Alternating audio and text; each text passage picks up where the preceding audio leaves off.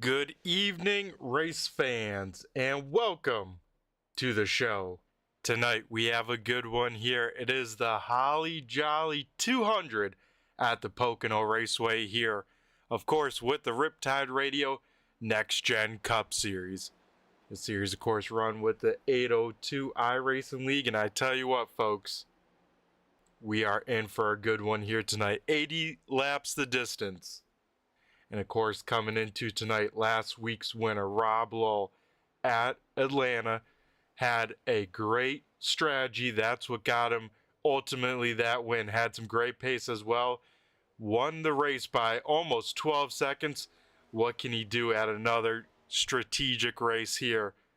That is, of course, tonight at Pocono. We'll have to wait and see. Top three from last week, of course, Lowell. Then it was Christian Delgado finishing runner-up position. And then points leader Jeff Pogo rounding out the top three. And I tell you what, folks, with Lowell picking up that win last week, he jumps way up in the point standings, going from P number 20 all the way inside the top 10, all the way up to P number 7. So even if your season didn't start the way you wanted it to, you know, it just takes a really good finish, turn things right around in a hurry. We'll see who can get the job done here tonight, because as practice gets closer and closer to wrapping on up, Jeff Pogo sits at the top of the timing and scoring tower. Then it is Steve Ritter back from his hiatus, using up the 2 drop weeks. With those 2 drop weeks factored in, Ritter still sitting second in points, so his season's not done, but has to have some great finishes. Then it is last week's pole sitter, Stephen Holmes, in the P number 3 spot. 4th quick here in practice is Rob Lowell, and then rounding out the top 5 is Johnny Barker. So, of course, times on the left side of your screen, and to get that quick, these drivers definitely used another car as a little bit of draft. Won't have that in practice, or excuse me, qualifying. So qualifying times will be just a little bit slower than what we're seeing here. Best time ever from someone here at Pocono in this league is actually Frank Zingen with a 53.72. So we'll see if anyone can beat that time of 53.72. Time to beat here from past records. We'll see who can walk away with, of course, the Leaf Guard Pole Award as we head on over to qualifying. Best of 2 laps, so drivers will have to get out on track fairly quickly. I believe only 5 minutes in qualifying, so we'll see, of course, who's walking away with a little bit of bragging rights and the first award of the night.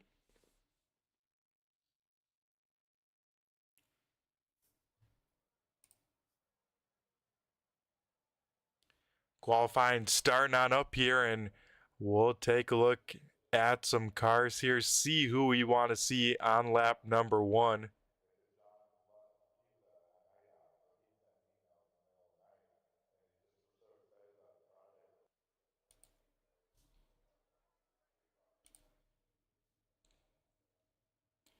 So we do have some cars to pit road, let's say, but looks like 2 cars out on track. One, of course, being that awesome blue machine. Missed a little bit of weeks there. Sounded like enjoying himself, which you love to hear. But back here tonight at Pocono, it's that number 9 Ford Mustang being piloted by Jeff Barefoot. It is, of course, the Riptide Radio number 9. As Jeff comes off of turn number 3 here and gets ready to start his first time lap. Barefoot is on the clock here, and as you can see, very long lap times, like I mentioned, over 53 seconds long, so it feels like forever by the time you got to dive it down into turn number 1. And then especially in qualifying, all about the run you can get out of these corners here tonight. So we'll see what Barefoot can do. Look like a pretty solid turn number 1 from the number 9. Here comes the trickiest part of the track, though, the tunnel turn here. You have to get this absolutely right to carry that speed through and not hit that wall on exit. Barefoot keeping it clean here, looking pretty good as he approaches the final corner. Here's turn number 3 around Pocono.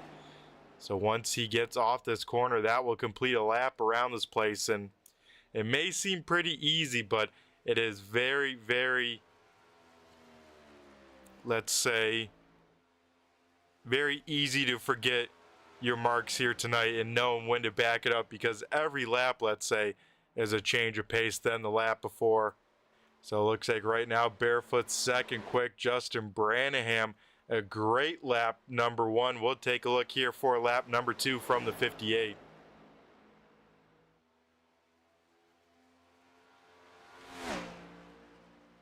Branham tumbling down the order a little bit as more and more cars put in the lap. And how about that? Johnny Barker with a great lap of 53.88. So a fantastic lap number 1 by the number 6. We'll see if he can improve on that.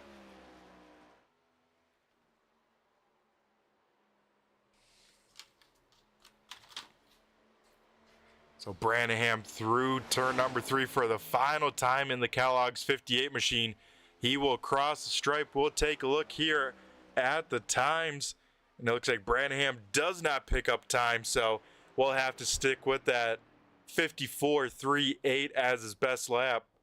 Oh, there goes Steve Ritter to the quick time, 53.85 from the 16 machine. Comes right on back and doesn't miss a beat, but Barker goes quicker second lap. Wow, how about that for the number 6 machine?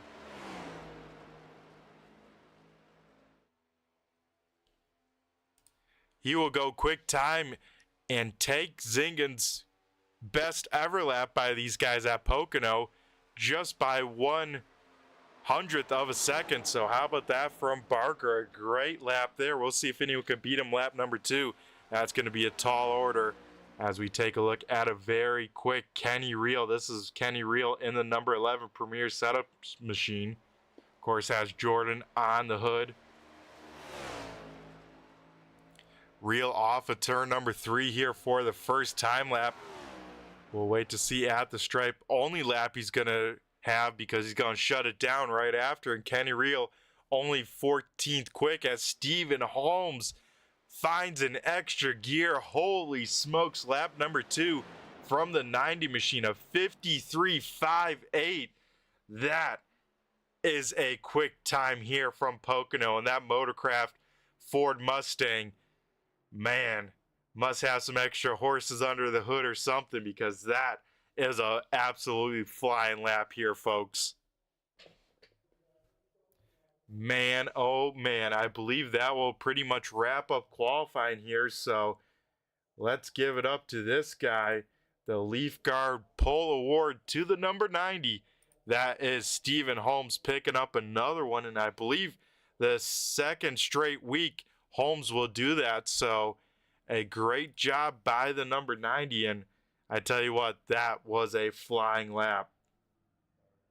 I know I said that before, but man, oh man, that was impressive. As now we'll head down trackside to go over tonight's starting lineup for the Holly Jolly 200.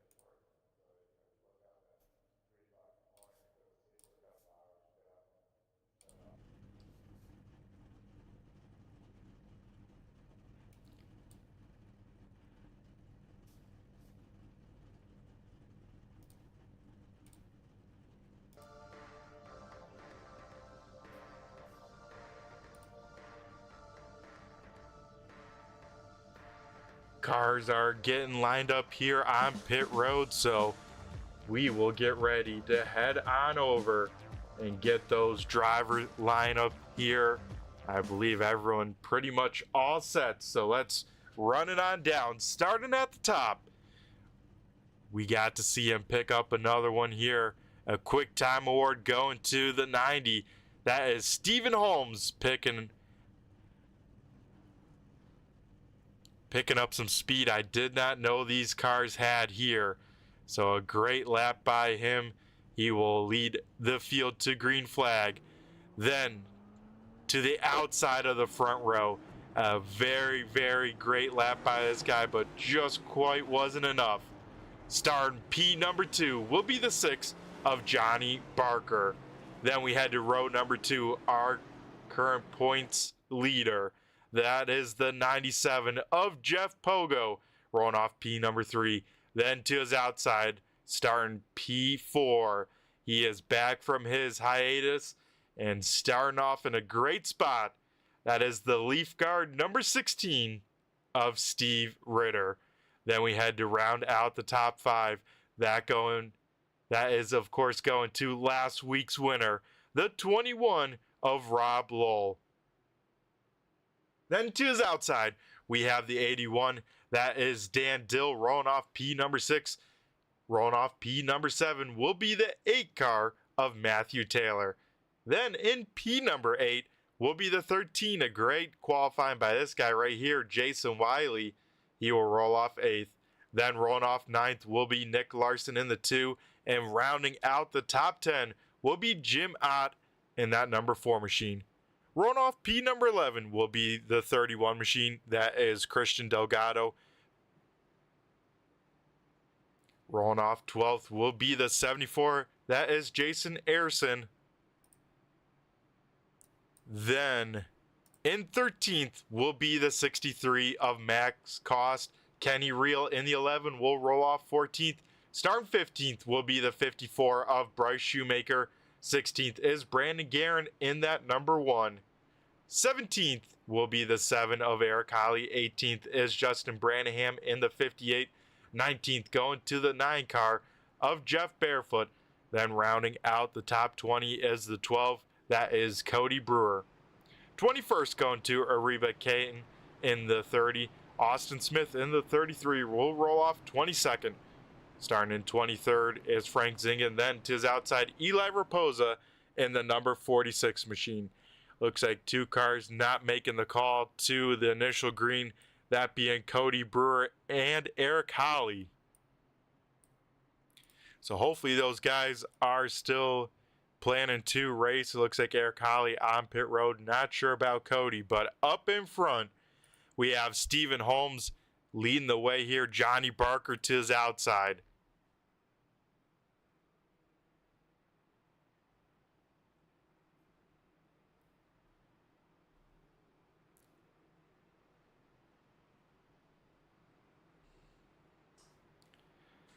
So last week we had a totally green flag race. It went from green to white to checkered, no cautions. And here at Pocono, another very solid chance that we'll have that here tonight. This track is known for long runs and the field getting very spread out in a hurry. So if we don't have any sort of big calamity, let's say in these first couple laps, the only way a caution comes out is either someone spins out coming out of pit road on fresh tires, or just misjudging that tunnel turn and getting themselves in a lot of trouble very quickly. But we'll wait and find out what can happen in these next 80 laps, because here we go, folks. We wait for the iRacing pace car sedan to head down pit road, and that it does. So now Stephen Holmes leading the field to the green flag. Holmes on the loud pedal, and here we go. We are green flag racing here at Pocono. The field not quite fanning on out 4 wide, but maybe some 3 wide further on back. It'll be 2 by 2 as they all dive down into turn number 1. Contact there. I think that's Steve Ritter. Yeah, Ritter up against the wall. Same with Jason Wiley. So early caution here. And like I said, folks, if it's going to happen, it's going to happen right at the start. So we'll try and take a look here, see what started it. Maybe try a different camera here as we look to the number 16 of Ritter. Ritter taking it nice and easy into turn number 1. I don't think Matthew Taylor in that number 8 machine realized that. And then here comes the 2 of Nick Larson to give Taylor a tag, and they will go up the racetrack and collect Wiley, who was kind of an innocent bystander.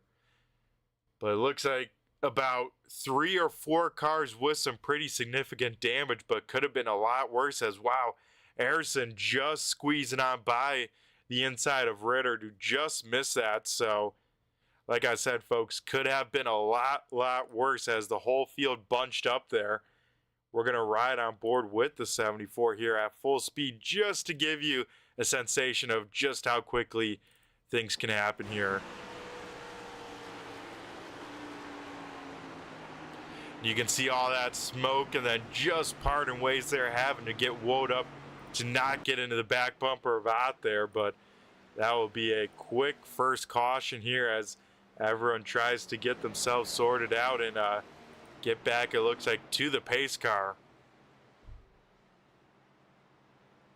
So I don't believe we'll see any sort of crazy strategy here. I think everyone's going to stay on out unless you're way in the back, maybe like a Steve Ritter, Hat, Smith, any of those drivers, just to top on off to maybe go a lap further if needed with the strategy. So last week, no yellows. This week, lap number 1, corner number 1. A little bit misjudgment by a few drivers, and the field slowed on up for the first time in 1 week. But, of course, very early here.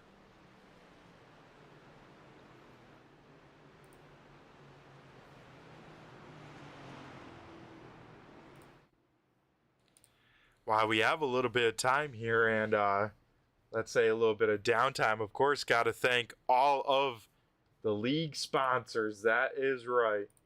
A lot of great people working with these guys to make this happen. And you can see them up on screen. Of course, the big one, Riptide Radio. And that QR scanner right there can take you straight to the Riptide Radio app. So you can have some of the best music. And let me tell you a little bit more about Riptide Radio. It is the sounds of the salt, sand, and sea from Ocean Drive in North Myrtle Beach, South Carolina. That is, of course, Riptide Radio with some of the best beach and boogie music. And then, of course, we got to thank all the other sponsors there. Leaf Guard coming on board with the Quick Time award here throughout this season.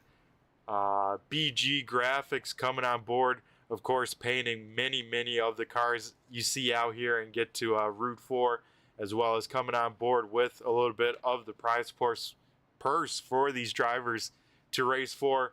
Out of the Woods Craft, Stone,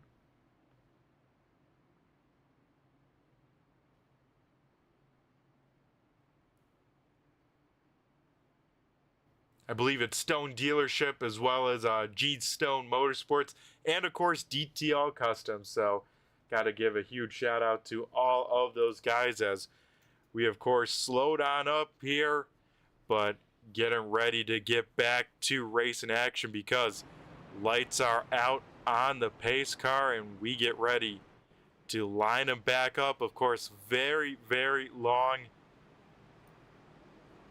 pace laps here, so these drivers going to have a lot of time to think about what they want to do, let's say, for the first restart of the night.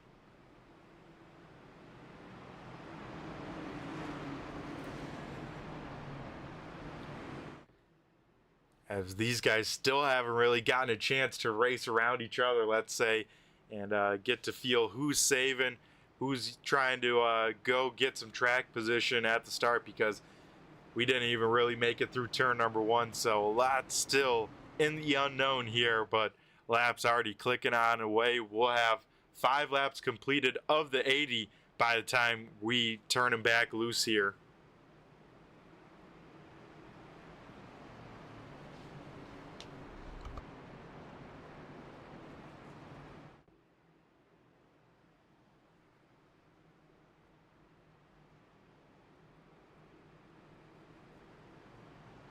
And I got to give a shout out to all of you guys tuning on in here tonight. I'm looking at some of the numbers here, looking like some great numbers to start off tonight. So first, want to thank all you guys tuning on in. Very much love to see it. And of course, hopefully you guys having a good holidays. I know Christmas right around the corner, and someone's trying to walk away with a big present here tonight. Of course, that checkered flag as Holmes once again leading the field to green. He will get on the gas here, going through that sequential gearbox, and Jeff Pogo right even with him by the time they go to turn number 1. Let's see how the field navigates one here. Side by side, at least 3 rows deep right there at the front. They'll come off at turn number 2 side by side. Jeff Pogo may have a bit of a run. And here comes the trickiest part right here. The tunnel turn with traffic, with dirty air in front of you, and side by side. We'll see how everyone navigates it. Looks like Taylor a little bit sideways there, has to chase the car. Delgado will try and cross him on over, but Stephen Holmes with the preferred line out in front by himself. Johnny Barker will slot into P number 2. That will slide Pogo all the way back to 3, but that's where he started here tonight. Dan Dill trying to defend from Rob Lowell. That is for P number 4. Everyone else starting to single file on out through the field. As it looks like Dill will just clear, maybe not, contact into turn number 1. Dill gets sent up the hill there off the bumper of the 21 machine. They will both lose the spot as Delgado, a man on a mission here, 6 laps in, 7 spots from where he started. He has gained, so Delgado on the move. Maybe a little bit of assistance there, a little bit 2 for 1.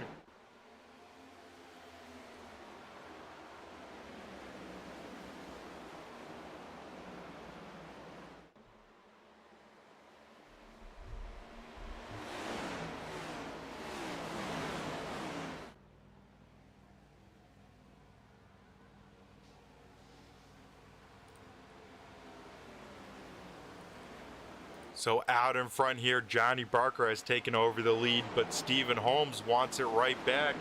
We'll have to wait and see here, see if he can get on by, let's say.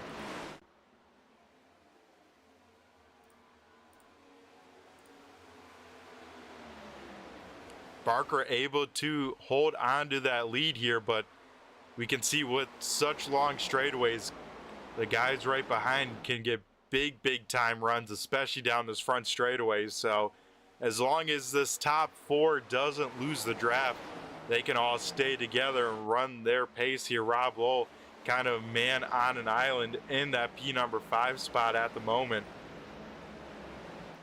And Matt Taylor trying to hold off a bunch of cars there. It looks like Dan Dill trying to maybe get on away a little bit too, pushing Taylor down the front stretch. Further on back, Jim Ott looking to the inside of the Out of the Woods Crafts number 62 machine. Wasn't quite able to get around there, but trying to get a big run off, was able to get on the throttle nice and early. Here comes Jim Ott to the inside of the 62. It looks like one car having to make big time move. That is the number 30 machine a little bit further back, but Ott able to complete the pass there.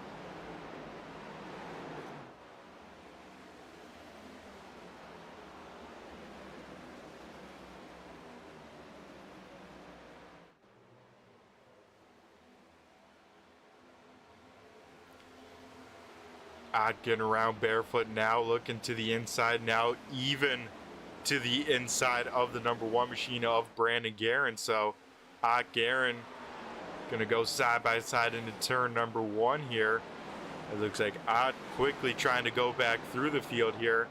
Ott, of course, getting a little bit of nose damage. Looks like able to get that thing repaired and quickly making his way back up into 11th, trying to get back into that top 10.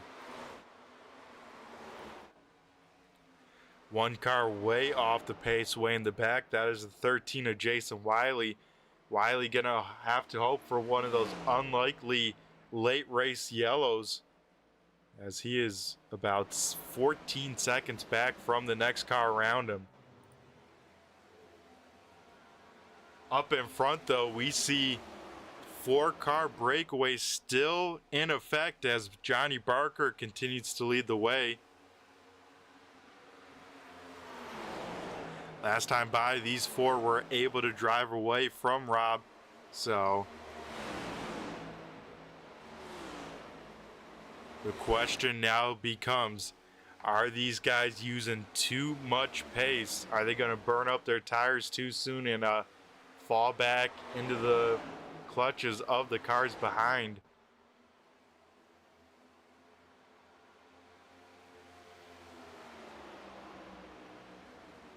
As we do get a yellow here, looks like the 63 machine slow on the speedway, so we will get our second caution of the night here and try and figure out what drew the yellow here.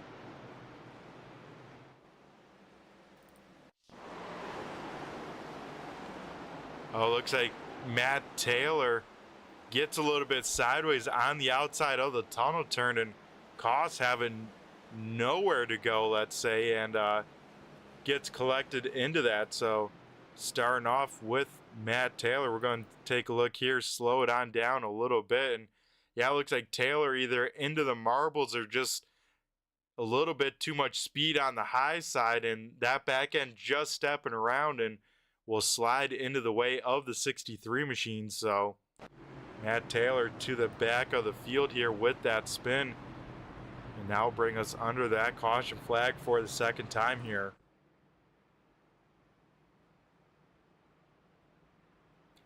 So now a little bit further into the run, already 2 yellow flags, but 10 laps on these tires. I mean, even if you don't need the tires, do you come in for the fuel to have that run extend a little bit longer, or at least give yourself the option? That will be the tough question the number 6 will have to ask himself. Does he want the track position to keep out in front, or will he come on in to open up the strategy door a little bit more?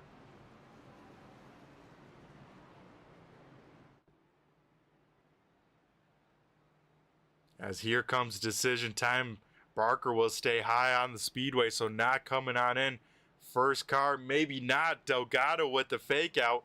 The first car down fully is the 21 machine.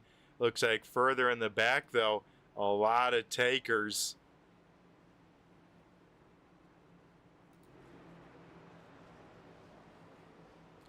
So it looks like top 11 staying on out on the speedway.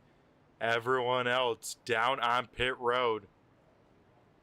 Lowell misses box there. You see the right side's going on up too, so gonna take some tires. You see Shoemaker with a quick stop. That is just fuel. Guerin just fuel. Austin Smith just fuel. So half the field coming on down, but half the field that did come on down, then in themselves kind of a split strategy in there for the fuel or the tires. So a lot of strategy to figure on out here, but like I mentioned before, top 9 staying on out. Then the first car to come on down, but just taking fuel is the WeatherTech number 54 machine of Bryce Shoemaker. Then the first driver with tires, let's say, is the 21 machine. So looks like Lowell will restart in about the 14th-ish position. So a lot to keep an eye out from this restart.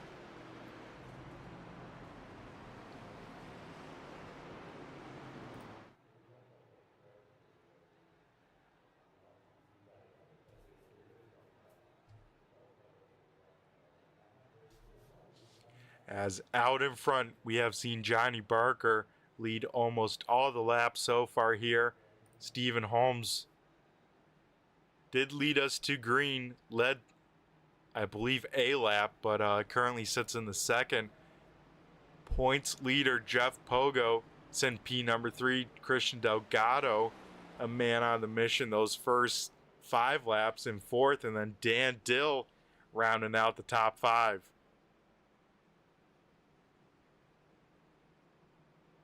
Lights are once again out on the iRacing pace car, and here we go, re-racking them, restacking them, and getting ready to go back to green flag racing here in just one short moment.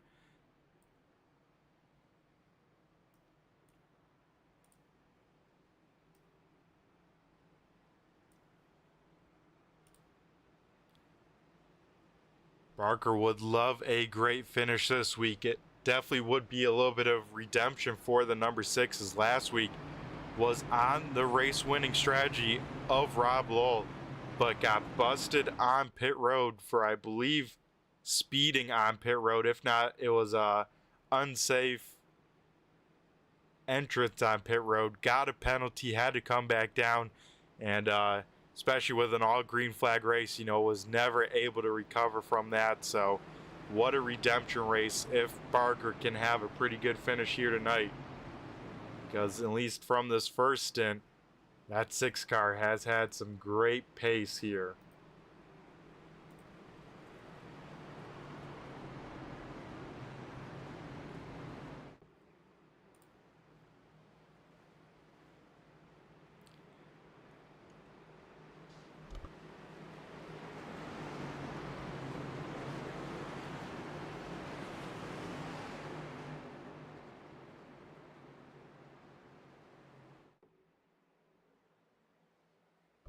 Alrighty, we get ready to go back here. Barker in control. Barker on the loud pedal. Here we go.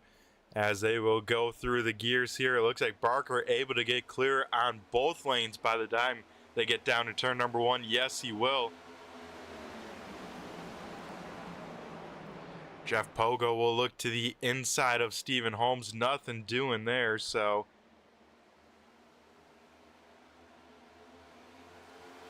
we'll take a look, try and ride on board with the driver of the 97 machine and take a look here at a little bit of in the pack action there as he just clears Delgado in that rear view mirror here, and now sets his sights back on Stephen Holmes. And you can just hear the throttle and how patient they have to be into that throttle, because it seems like such an easy kind of sweep and corner, but without that banking you have to be very, very careful, almost like an egg under your gas pedal, and you don't want to crack the egg, but you want to roll into it. And that's the key to Pocono here, as you can see them working the draft down the straightaway, all trying to get a piece of it. You heard Pogo there have to hesitate just a little bit on the throttle, and you can see Delgado closes right up to that back bumper. Will probably give Pogo a push as they head to the trickiest corner right here. This corner all about rhythm, all about feel, without feeling that race car as you slide it all the way up to the wall there. And then into the final corner, all about that feel that you can't feel into the corner. Want to get a nice clean entrance, nice and low like Pogo did, and then be able to roll onto that throttle as you drift towards that wall.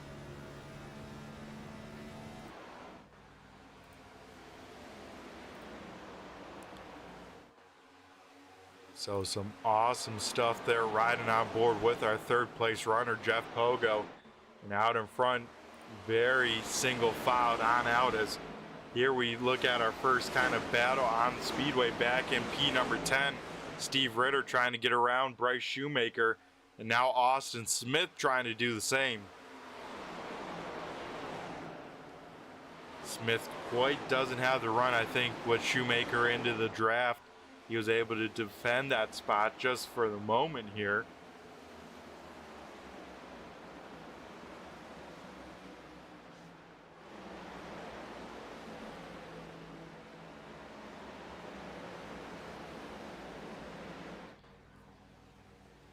As Smith once again gets a bit of a run on the 54, as we see Rob Lowell with those new tires, started P15, currently running in that position, so maybe he knows he has tires, and if it's a long run he can pick them off as the run continues to go. But that time a pretty aggressive move, slides that thing all the way against the wall on the high side, but now he's in the draft from Smith. Can he get around Guerin on the high side? Oh no, but contact there is Branham hard into the outside wall there. Branham and Lowell make contact there into the tunnel turn, and Branham comes out way worse as he will smack that wall very, very hard. We'll have to take a look here when he comes around turn 3, see what kind of right side damage. It looks like right front still connected on that race car, but with that amount of damage, he's going to lose the draft in a hurry, and then he's going to be on his own island and hoping for a yellow. So he's going to try and limp that car around for as long as possible, but man, what a scary but lucky break as well for the 21 machine, as he is currently running now in the 14th position. Doesn't look like too much damage on that 21 machine, so might have got out there really, really lucky when everything's said and done. 3 wide racing action here a little bit further back. Caleb Hatt will get used up, sent up the racetrack a little bit. Then it is Cody Brewer and Matt Taylor still side by side here, as Hatt still getting passed by cars. Now it is Larson and Ayerson. So once again, 3 wide, now 2 wide, as Larson still to the inside of the 21 machine.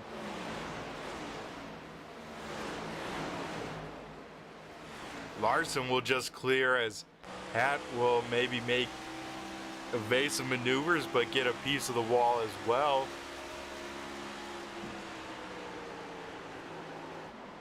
So Caleb Hatt trying to hang on to any position that he can here at the moment, but the big thing that the 27 has to do here is stay into the draft, and he can find himself, especially depending on the craziness, in a pretty decent spot after everything.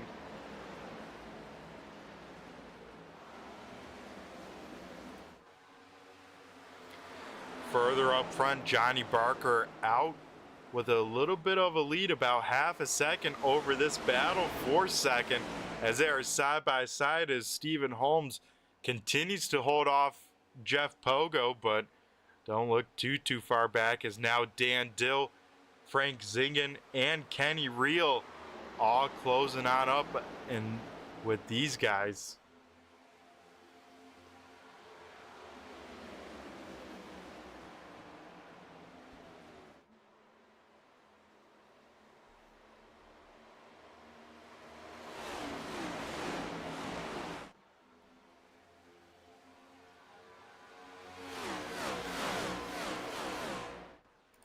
So everyone very, very spread out, at least here at the moment.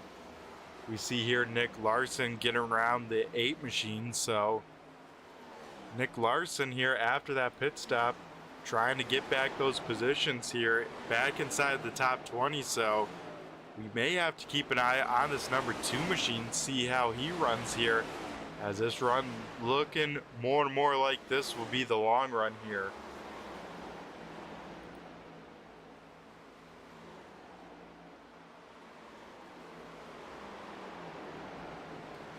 Austin Smith gonna not quite get the tunnel turn right, and you can see Guerin close right up to the back bumper of that Lions number 33 machine.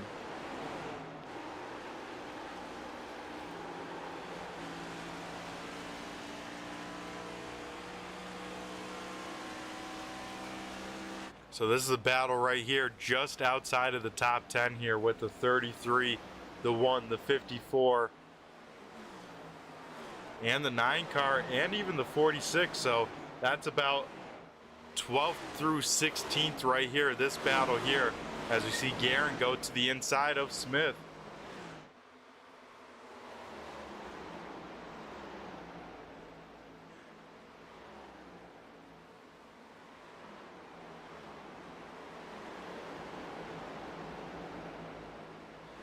Once again, Austin Smith not with the traditional line through the tunnel turn, but losing a little bit of time to it, but that time will lose the position to Guerin. So maybe that alternate line, not the best line through there, as now Barefoot will look to the outside of Shoemaker.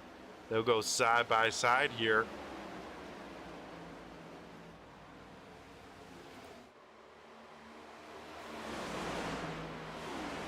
So with Holmes and Pogo getting single filed back out, they quickly close back up to the back bumper of Barker. So going to be a 5-car battle here for the lead in just one moment here. If any of these guys decide, hey, it's time to go.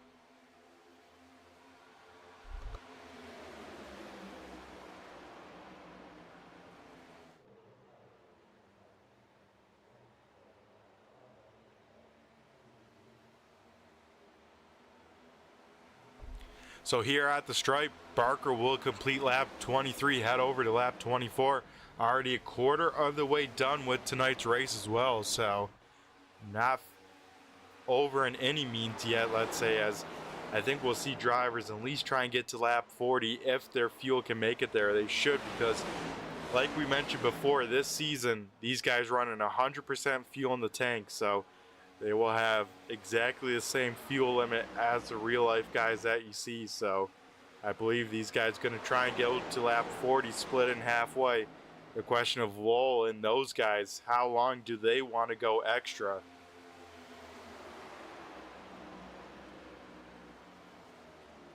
As we see here, Jim Ott to the inside of Christian Delgado. This is a battle for second, but off of turn number 3, battle for the race lead here as Holmes looking to the inside of Barker.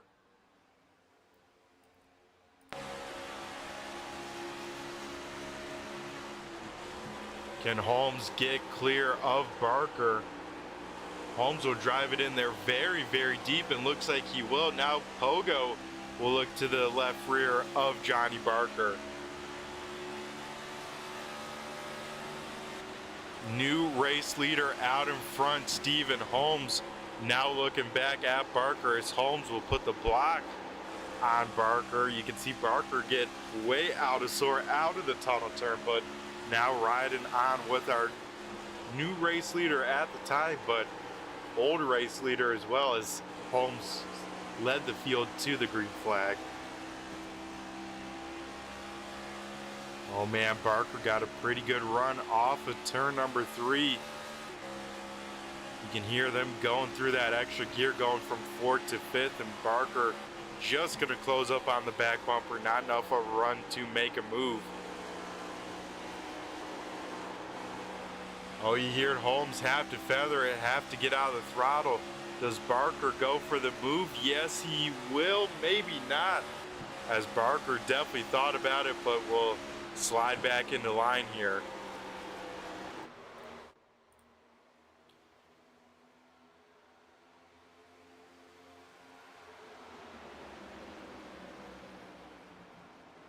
So these front guys definitely saving some pace, because now even up to P number 8 of Kenny Reel, he has been able to get up to this pack here. So let's see if we can ride on board with Kenny Reel here and look out off of the roof here as he goes around the high side on the 62. You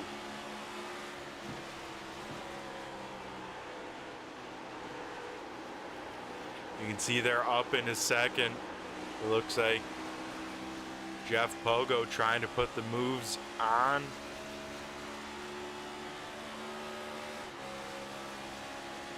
Johnny Barker for second. Looks like Barker will be able to defend that spot.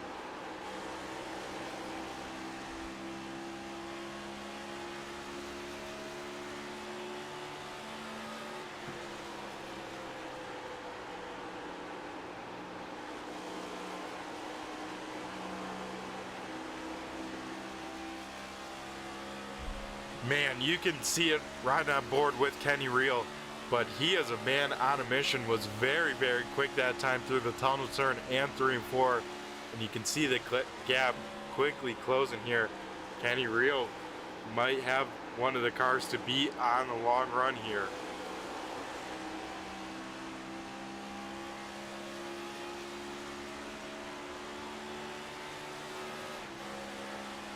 Barker did get shuffled on back just a little bit here. Looks like Barker down into 4th, so it is Holmes, Pogo, and Jim Ott, the top 3 here at the moment. Did Barker just use up a little bit too much stuff there early with leading? He might be paying the price for it now, as Dan Dill will look to the outside of the 6, may try the crossover here down the front stretch.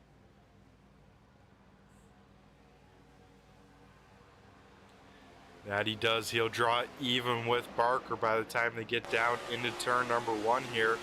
and battle for the race lead as Pogo goes to the inside of Stephen Holmes for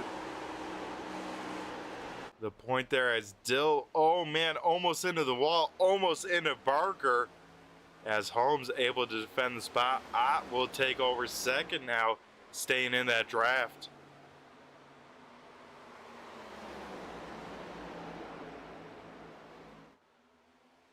So Stephen Holmes seems like he has a very fast race car, of course, leading the way here. What does Ott have in store? One of the big movers here. Started it in 10th, up into second now, and maybe wanted more as here comes Jim Ott to battle for the race lead. Ott will lead at the stripe there, so we'll pick up a bonus point for leading a lap.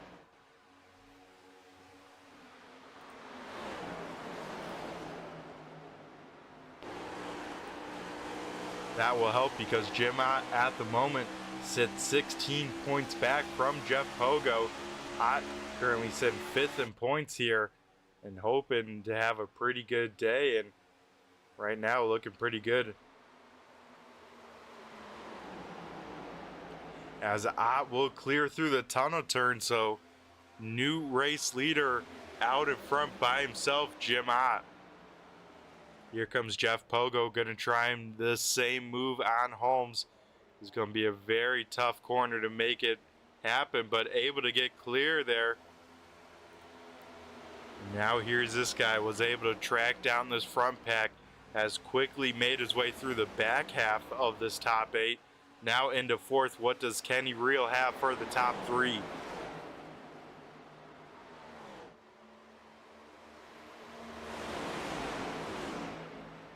Like I said, it seemed like Reel had the best pace in the long run, so we'll see how he can navigate with these, probably the toughest 3 cars he has to pass right in front of it, being Holmes, Pogo, and Ott.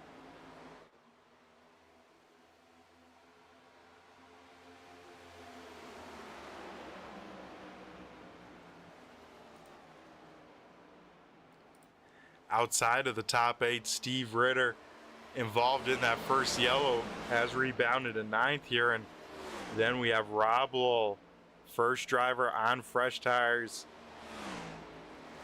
And what can Lowell do?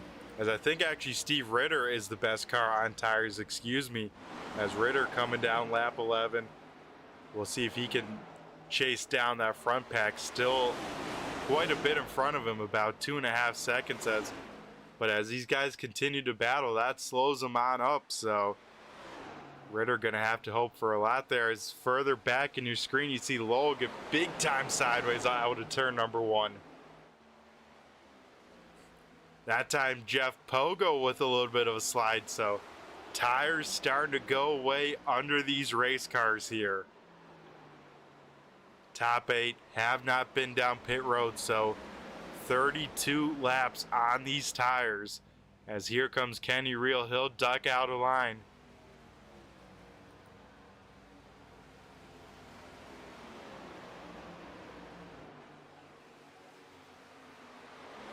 Looks like Pogo gonna have Reel have that position, so Kenny Reel up into second, now gonna try and chase down the race leader.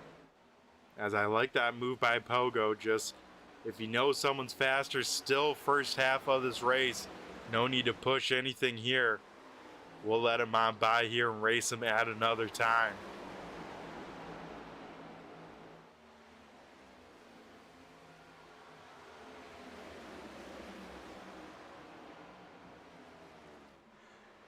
So as we approach the halfway point here, folks, we're going to let the cars do a little bit of some talking. That's right, it's a little turn 3, turn it up. I'm going to take a break on the mic here, and we'll be back here in just one moment. Enjoy the sights and the sounds from Pocono.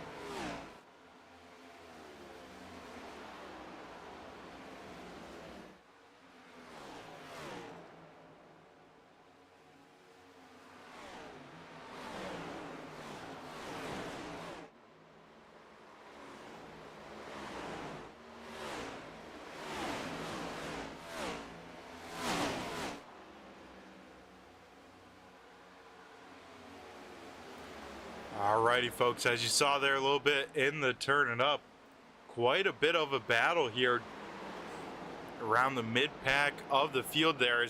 Bryce Shoemaker gets a big piece of the wall there.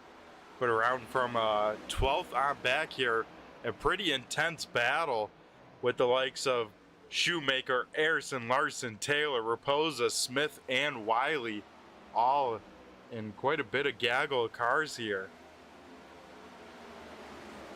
Out in front, Jim Ott leads the way over Kenny Reel, Jeff Pogo, Delgado, and Stephen Holmes, all still in the line. Johnny Barker just still in the draft, but Dan Dill out of it.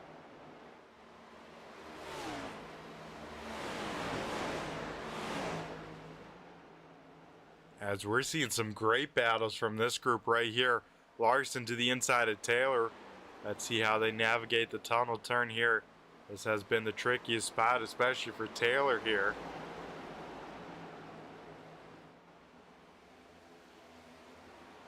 As further in the back there, I think Jeff Barefoot gets a big piece of the wall.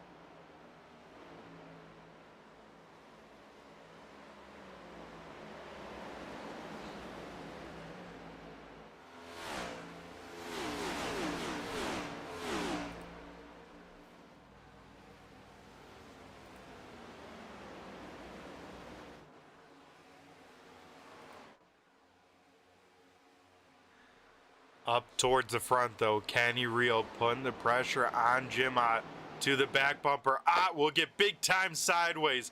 That will hand over the lead to Kenny Reel, but man, oh man, what a save from Ott. That could have been 0-0 there in a hurry, but Kenny Reel has clean track out in front of him, trying to break the draft. He is just inside of the draft here. Ott has to hit a perfect turn number one, or else Kenny Reel can check on out.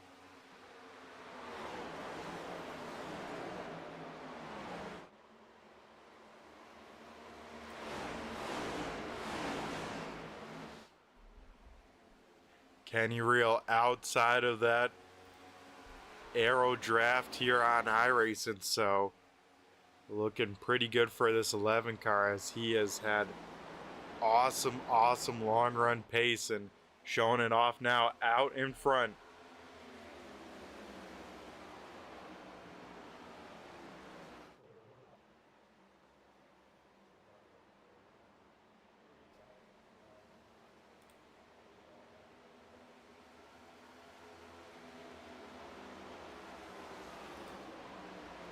That was one car hard in the wall there through the tunnel turn. That is the 21 machine of Rob Lowell. Lowell will come to a slow and then come to a stop, and right before pit stops, we will get our third caution of the night. And we'll try and figure out what happened to the 21 machine, as already against the wall there. We're going to have to go back even further.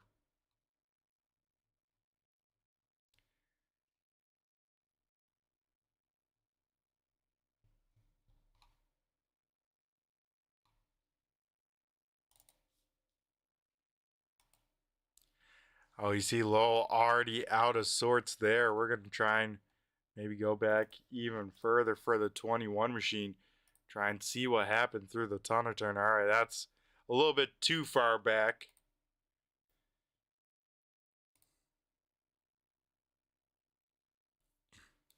As here we go, going down one of the two back stretches, and going to try and see what happened to the 21 machine here through the tunnel turn.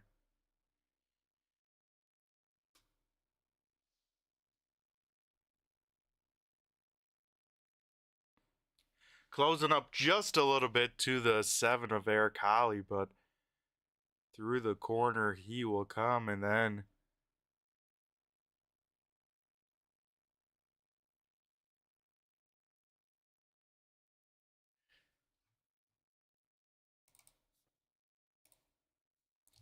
yeah, already smashed there, so still trying to find the right time, let's say.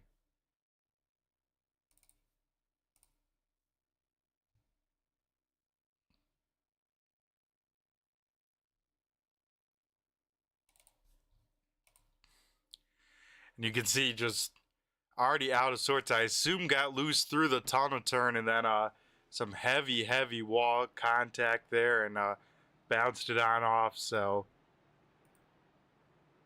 that would be my guess. But here under the yellow flag, we will go cross flags here, halfway down, halfway home, right to the opening of pit road.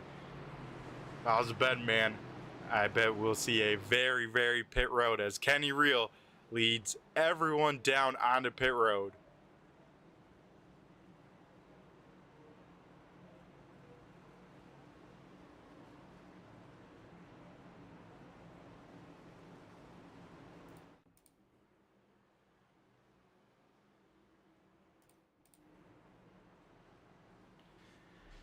As we'll keep an eye here, see who will be the first off of pit road, see if any two-tire strategies rear their head. If I would say probably not, but you never know, as anyone may want that track position here.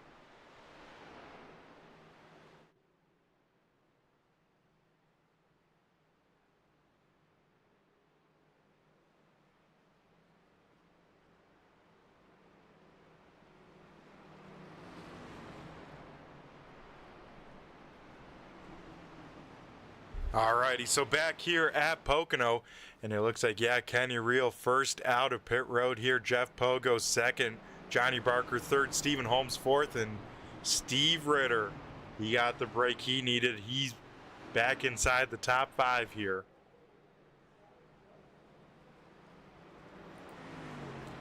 So Kenny Reel will lead the field to green flag. What kind of pace will Reel show here at the start? As it looks like 21 machine will get waved down around. I believe the 27 should as well.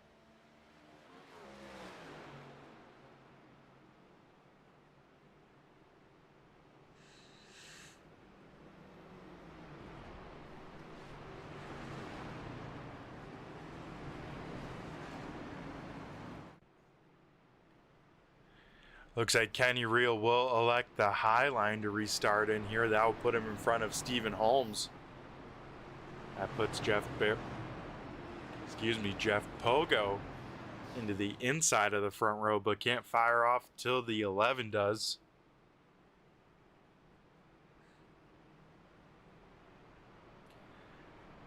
Looks like no other real drama on pit road. It looks like everyone coming out about where they came in, so no one getting busted for speeding or anything like that on pit road.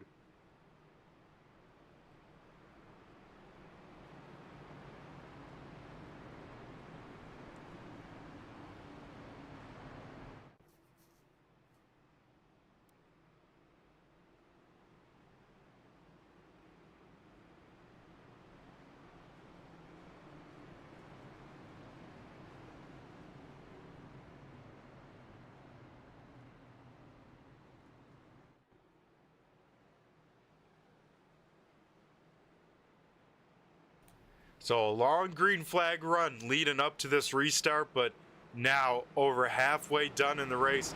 We'll see the intensity pick on up a little bit here on this restart, but Kenny Reel leading us back to the green flag here. Reel away with a great start, will be cleared by Pogo easily by the time they get down to turn number 1. The question is, what's Stephen Holmes? What can he do on that high lane?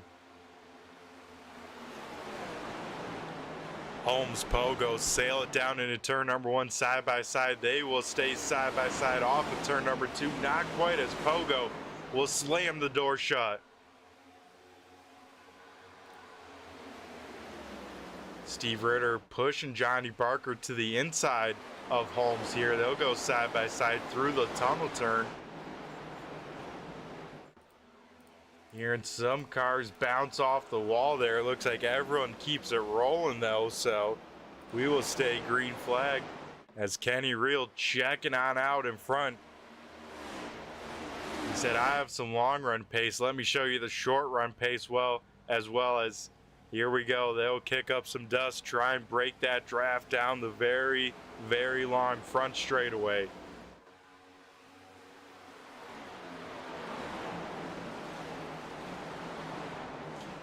Kenny Reel yanked it so low. My time in scoring shows he was thinking about going down to pit road. As here we go, everyone's single filing out here. Pogo in second, Holmes third, Dan Dill back up into fourth, and Steve Ritter rounding out that top five here. But everyone making sure they hit their marks here. They know this could go very, very long as, Eli Raposa bounces it off the wall. Raposa gonna have a little bit of right side damage, and that can be very, very detrimental here at Pocono, where it's all about that draft and that speed down these straightaways.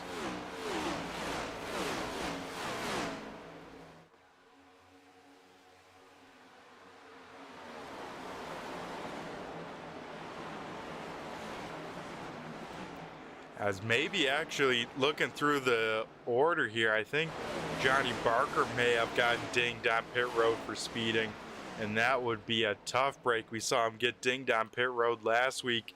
If it's 2 weeks in a row, oh man, you gotta feel really bad for the guy.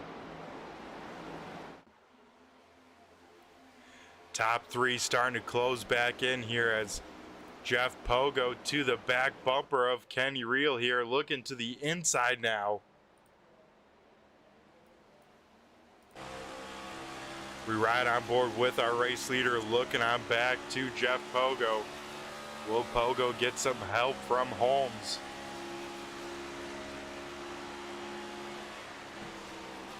Holmes and Pogo are on the same team, so I believe if Pogo does get a run, it will leave Reel out by himself as Pogo continues to sniff that left rear quarter panel. Just looking for any sort of mistake from the 11, which will be a tall order.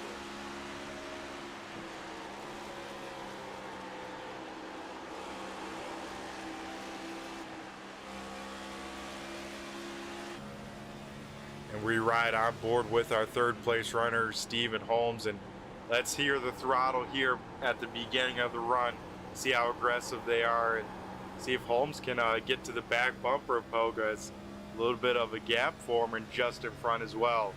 Let's take a lap around Pocono here. As just kidding, I think the yellow flag, yep, yellow lights are on around the Pocono Raceway, so for the fourth time here in the Holly Jolly 200, we go under the yellow flag. It looks like the 7 machine, some extensive front end damage, so gonna try and take a look here, see what brought out the yellow for the fourth time here. As we'll take a look at Eric Holly, probably going into turn number 1. As not even to turn number 1, Holly gets turned right there at the start finish line, will spin all the way to the inside wall and make pretty heavy contact there. So Eric Holly definitely gonna have to use a fast repair after that one, and I'm gonna try and see if we can maybe get a little bit better camera shot here, see what happened down the front straightaway. It looks like Wiley just a little bit too aggressive with the side draft there. We'll get together with Holly and that will turn him on right around. So with everyone pitting on lap 40 last time, I would think we wouldn't see too busy of a pit road. 3 sets of tires over the wall for these guys. So, you know, if you're towards the back of the pack, you can slap on a set, try and get a little bit of a tire advantage here. But I think if you're anywhere inside the top 5 and maybe even the top 10, you're staying on out. But with the action slowed here, We're going to go to commercial break. We'll be right back on the other side after a quick 30 seconds.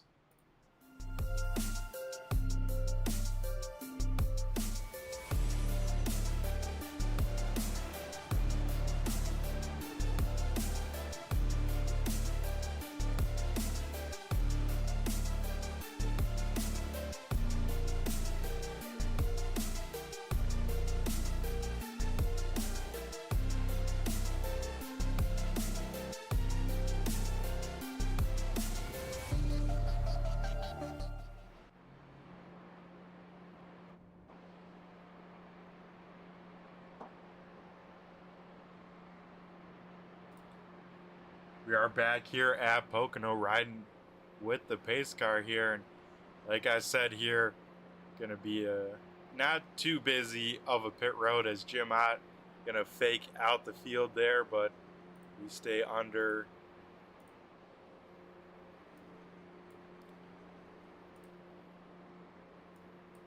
these yellow flag conditions here.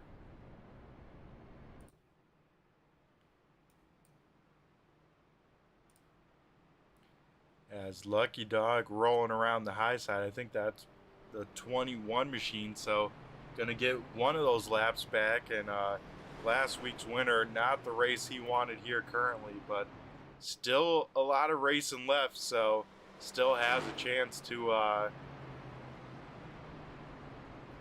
still salvage a decent finish before it's all said and done.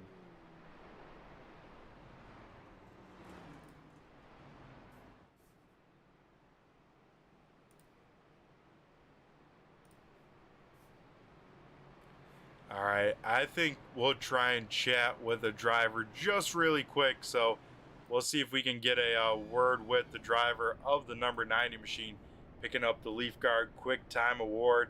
That is, of course, Stephen Holmes. We'll see if Stephen has a copy here.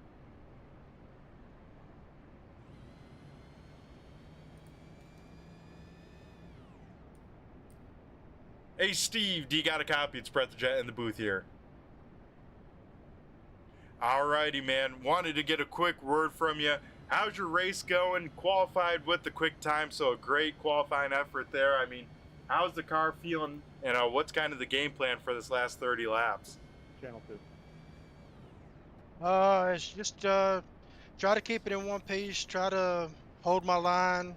Try to save as much fuel as I can under this caution here. Try to make it without stopping again, hopefully. Yeah, the car is running good. That kind of surprised me being 2/10 faster than everybody else. But yeah, the car's running great, and yeah, I'm hoping I can finish it off with a solid top 3 out of it. Maybe a win. Yeah, you mentioned that great qualifying lap, and yeah, 2/10. I mean, where'd you find that speed? What kind of magic did you pull on out to have that great of a lap there in qualifying? Just a ton of practice laps. That's basically all I did. The last part of the week was just run mock qualifying runs, and I just tried to be consistent with my laps. And yeah, I was consistently running 7s and 8s, but that 0.5, I mean, that one pretty much snuck up on me. So yeah, it was just a lot of practice towards the end of the week. Yeah, that was a great lap here. Well, looks like about half a lap here. So before we let you go, anyone you want to give a quick shout out to here on the broadcast? Yeah, you guys, thank you for the broadcast you do each and every week. I want to thank my teammates, Jeff, Dan, Eric, and the league, obviously, for putting these races on each week. It's been fun. I enjoy running up front, and hopefully we'll have more of it the rest of the season. Yeah, I hope so as well, Steve. You have yourself a great rest of the race. Good luck here for this last 30 laps. Thank you, sir. Alrighty, folks, that was Stephen Holmes, our Leaf Guard Pole Award winner from tonight. Getting a quick word with him before we turn him on loose.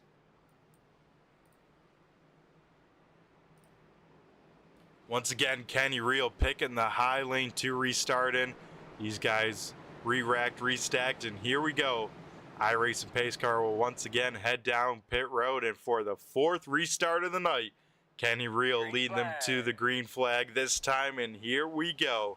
Reel away with another great start. We'll dive down low.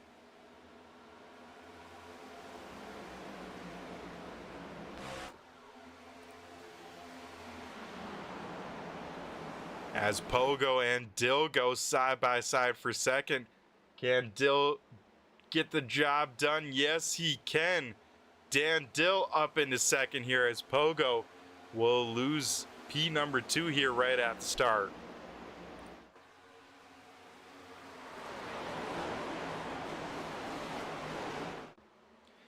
Jim Ott looking to the inside of Delgado. Stephen Holmes not with the exact restart he wanted as well. Lost, I believe, a position or two, but just speaking with him here, hoping to have enough fuel to the end as we are inside of 30 laps to go here, and he's sitting in a pretty good spot here. Has a car in front to get that draft. The thing is, can't let Kenny Reel get too far out in front. Holmes will go on the move here to the inside of Delgado. Who does Jim Ott go with? Ott will stick to the high side. Can Ott clear Holmes down the backstretch? Yes, he will. He'll slam the door shut, get down to the bottom side as Delgado will try and go around Dan Dill. Dan, a little bit of a wiggle there, hangs on to the race car. Here comes Ott and Holmes, almost 3 wide.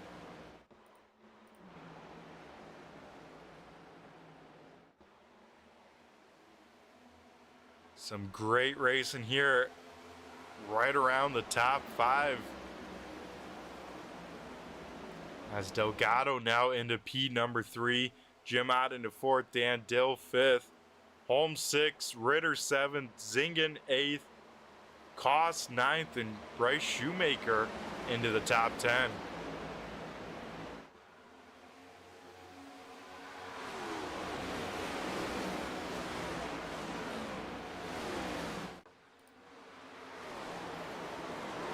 So single file strung out already for most of the field, as now Steve Ritter will get around Stephen Holmes. So Ritter back up into P number 6 here.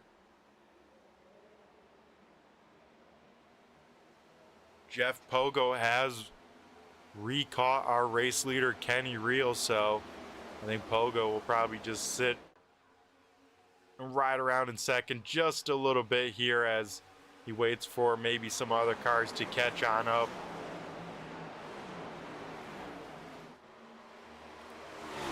Let me just take all that back, as here we go, Jeff Pogo looking to the inside of Kenny Reel for the race lead.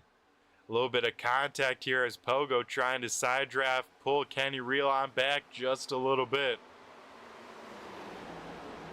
Pogo gonna have the preferred line through the tunnel turn, but you can see how side by side can slow you up so much here, as here comes Delgado and Ott to join into the battle.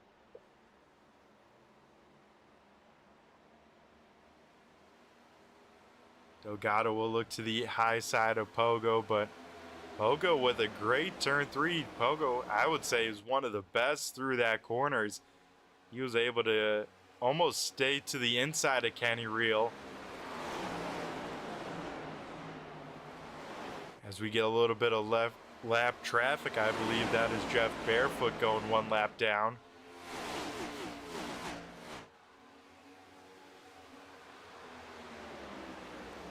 Top 4 single filed on out, but all under a blanket here, as Dan Dill and now Steve Ritter gonna join on in here.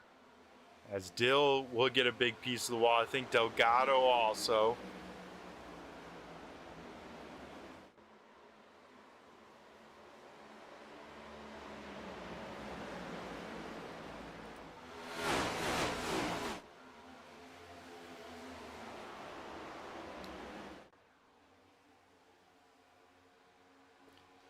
As the tower switches over into countdown mode, that means it is 25 laps to go here tonight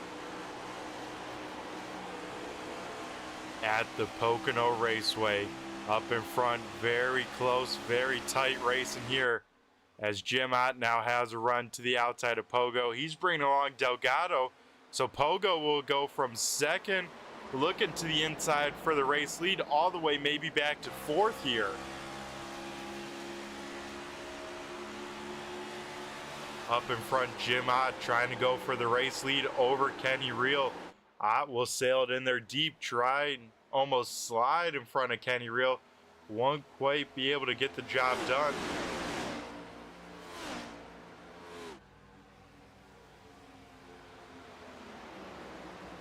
They have to be careful, because if they sit side by side too long, Jeff Pogo here off of turn number 1 could have a huge run and make it 3 wide, but Jim Ott says that won't be the case. He'll muscle on back to the race lead here.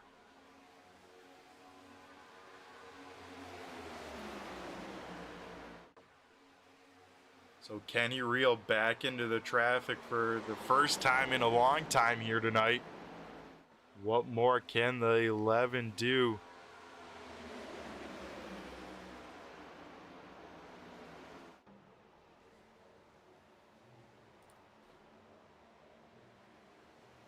As Steve Ritter to the inside of Christian Delgado after his 2-week hiatus with getting stuff moved on around and relocated to a new place. He picks up right back where he left off. Battled inside the top 5 here with a shot at the win here tonight. And it wasn't an easy road for Ritter to get here. Ritter, of course, caught up in that first lap calamity. Has since battled through all the adversity to the back bumper. Ritter will get tagged by Dill. Somehow Ritter will hang out of that car. Zingen now out of sorts. Zingen will go on around here. He will spin it out here out of the tunnel turn. Luckily, no damage. That could have been very bad for Frank, as heck of car control there with the car out of control to keep that thing from a big hit to the wall. As we'll try and take a look here. We saw the contact with Dylan Ritter, and then Zingen, I think, maybe get some help from Holmes, but look at him working that wheel, keeping it off that inside wall. And what a job to keep that car clean by the driver of the 62. Yeah, I think 7 car might have just brought it down pit road. Called it a night. But yeah, now the tough question to ask, if you're the likes of Steve Ritter or maybe Dan Dill, both of them inside the top 10 here, but did you pick up damage in that yellow, and if so, how much? Because like I mentioned before, these cars very, very aerodynamic and, let's say, very aero dependent here at Pocono, so any sort of damage will slow you off the pace. And if you're more than probably a 10th off the car in front of you, once you lose that draft, it's pretty much game over. So a tall order from the crew chief of the 16 to bring him on in this time, or keep him on out and risk that damage and keep the track position.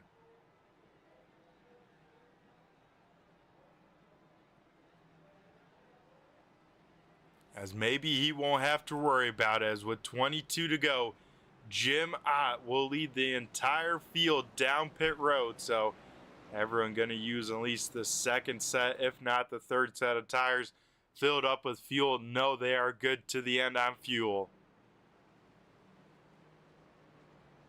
Here we go. We'll keep an eye here on pit road and see who will win the race off of pit road. You see a lot of cars throwing it in reverse. These concrete pit stalls, very, very slick. So those drivers having to deal with that and issues with that.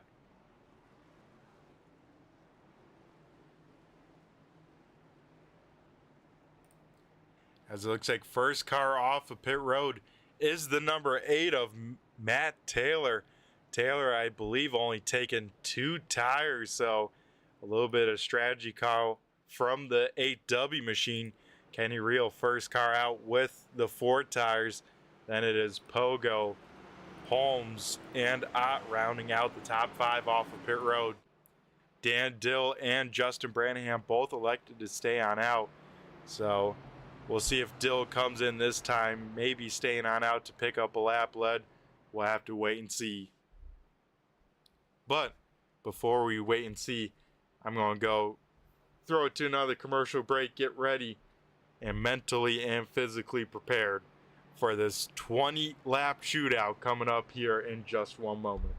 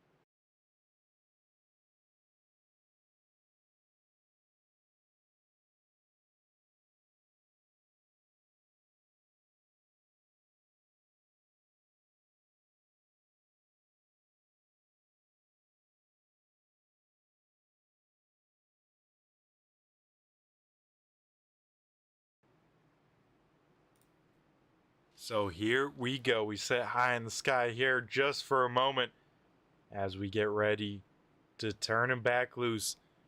Both Dan Dill and Justin Branham both did not come down pit road, so old tires out in front. Then it is Matt Taylor on 2 tires and Kenny Reel, first driver, on 4 fresh tires in row number 2. I know I said 20 laps ago on the last restart that intensity will be turned on up. Well, it's about to get cranked up even more, as now these guys will have under a 20-lap shootout to the end. Front row is going to be Dill and Branham.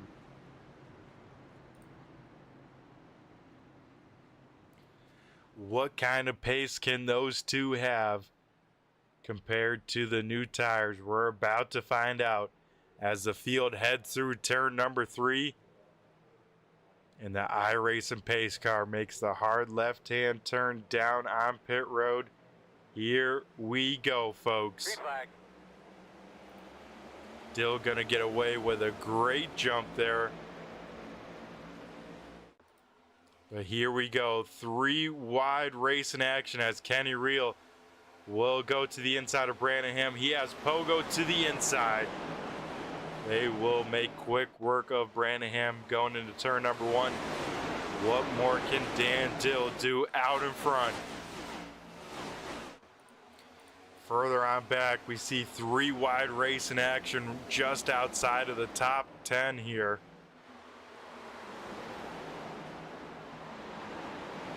As you see, cars fan on out. 1 car in the wall. I think that's a 27 machine getting a piece of it.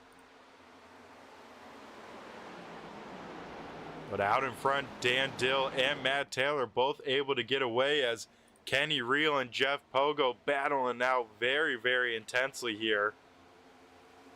Looks like they will get themselves sorted on out. Probably going to try and chase down those front 2 now.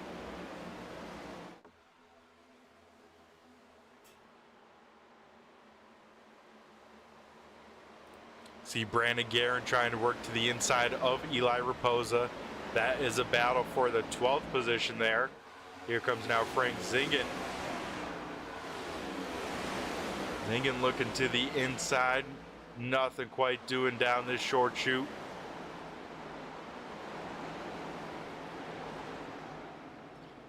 Through the tunnel turn, the field will come. And how about this guy right here, this 21 machine? Was into the wall, had to tow back to pits, was a lap down, back on the lead lap, and now battling for 13th with the 46 of Raposa. Dan Dill, though, continues to lead the way out in front. Does Dill have enough fuel to the end? I assume with that yellow was able to save enough, but now has some very, very fast cars behind him. Here comes Matt Taylor. Will look to the inside of Dill for the race lead. They will be door to door, heading through the tunnel turn. Taylor will make it stick and get clear. Matt Taylor out in front for the first time here with 17 laps to go. Now Dill under fire from 4 fresh tires. That is, of course, Kenny Reel in that light blue number 11 machine. Matt Taylor going to try and break all of the draft to everyone behind. Can Reel stay to the inside of Dill? Yes, he can. Here comes Jim Ott as well. Reel going to be able to get clear, so now Reel will set his sights on Matt Taylor. Here comes now Jim Ott to the inside of Dan Dill.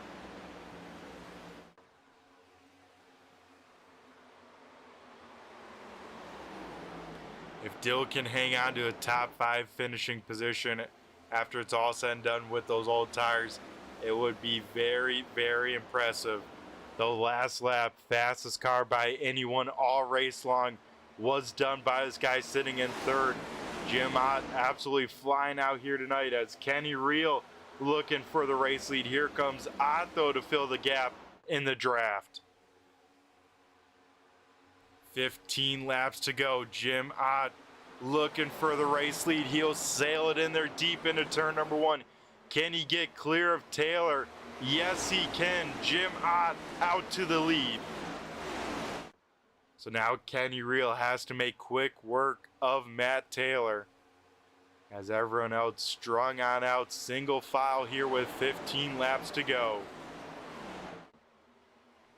Taylor will maybe miss a little bit of the bottom on exit of the tunnel turn, but able to stay out front of Kenny Reel. Reel will duck out of line at the last second. We'll try and roll that inside lane. Here comes Jeff Pogo as well, as Pogo maybe looking to work with Reel. He's at least down on the inside, not close enough to give Reel a push or anything. Kenny Reel, though, able to get clear of Taylor. What can Jeff Pogo do?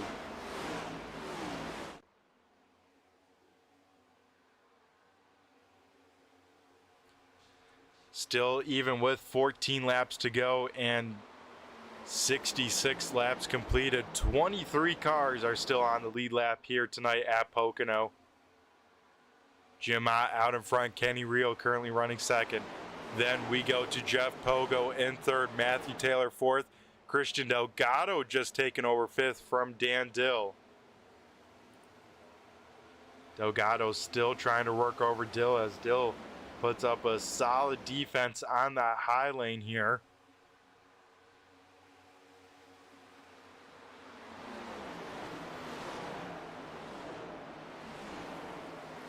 They will continue to be side by side through turn number 1.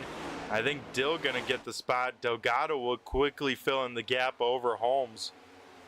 Not let Holmes get to that outside of him.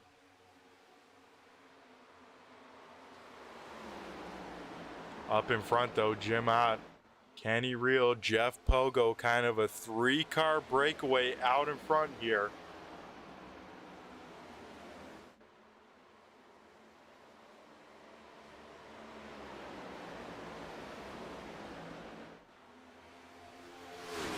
$12 to go at the stripe.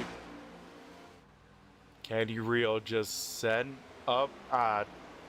Probably not going to do anything till at least 10 laps to go. These guys probably content to just continue to click off laps here before the end.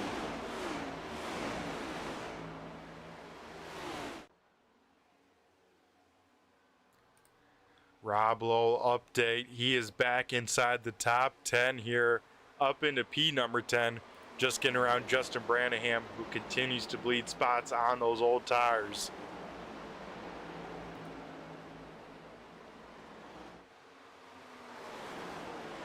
Further on back, Johnny Barker mixing it up with those front runners at the beginning. Slided on back, but trying to pick his way through the field back up into P number 15 for the number 6.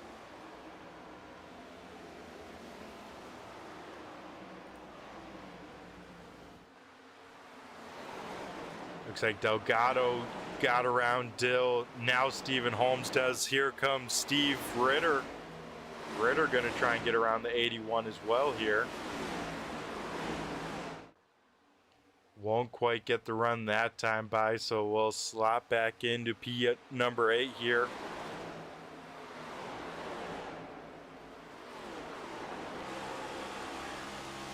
So Delgado riding on board with right here, about 1 second back from Matt Taylor. Can he push enough pace here with 10 laps to go to catch this front pack? We'll have to wait and see, because this time by for Jim Ott, 2 open hands from the flagman. It is 10 to go.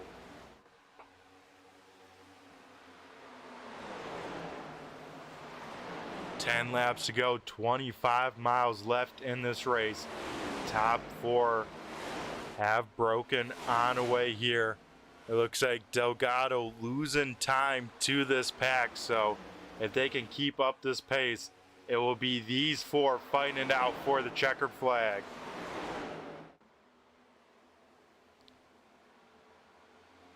As Dill continues to fight and try and hang on to any spots that he can, we'll continue to hang on to the spot from Ritter.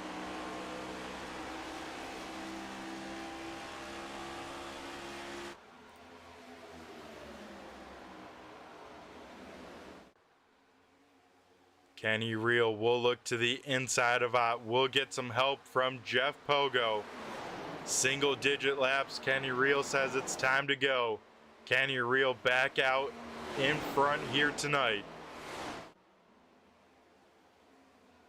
What does Ott have up his sleeve for a rebuttal?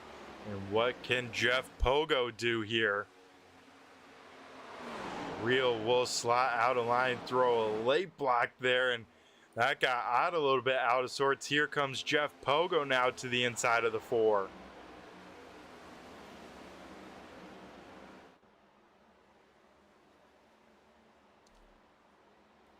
Now these two get put in a very tough spot here, because they of course want to finish the best they can, but if these two spend too long fighting it on out between them, they will let Kenny Reel drive on away and have no shot of a win. So it's kind of that internal battle these drivers have to make here. How hard do they want to race with each other, and how much do they want that checkered flag here tonight?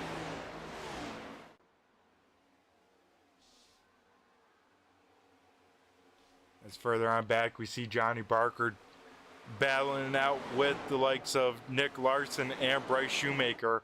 All those guys just outside the top 10 in about 13th, 14th, and 15th.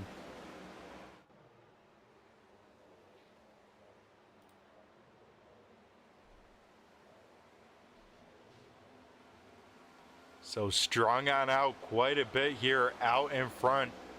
Kenny Reel leading the way, but Jim Ott back into the draft here inside of that half-second buffer.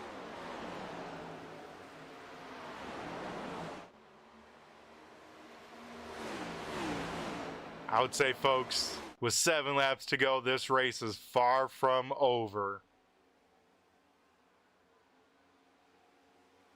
As Jim Ott definitely inside of the draft here tonight, so closing on up to our race leader of Kenny Reel.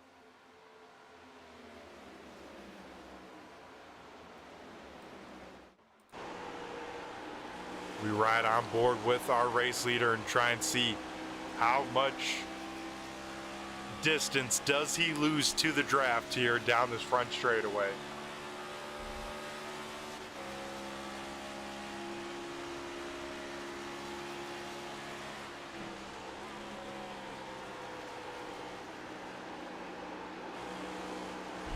You can see down the straightaway losing about a car, but man, didn't Jim Ott drive it in deep into turn number 1. You saw him make up like 2 car lengths there, and Jim Ott now 2 car lengths back from our race leader.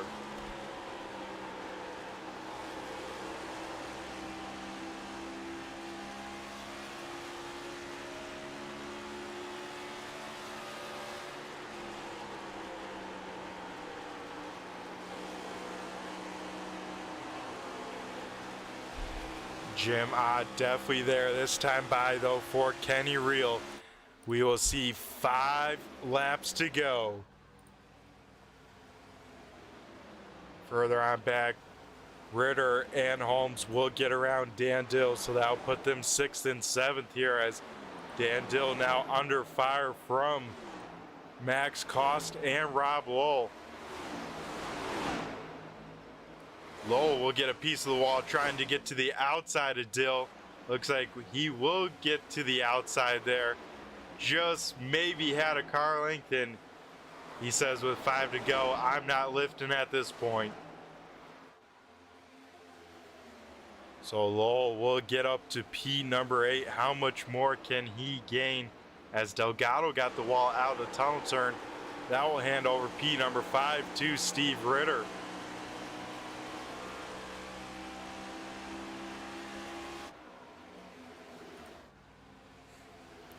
Four to go, top 4 all in the draft. Here comes Jim Ott. Ott will dive it down, sailed in there deep to the inside of Reel. Almost made contact there at the apex. Reel will have the run off the corner. Looks like Pogo will fill in the gap with the draft, so Pogo will probably take over P number 2 as Ott trying to get every little inch of side draft that he can. Looks like with that move, though, Ott able to hang on to 2nd.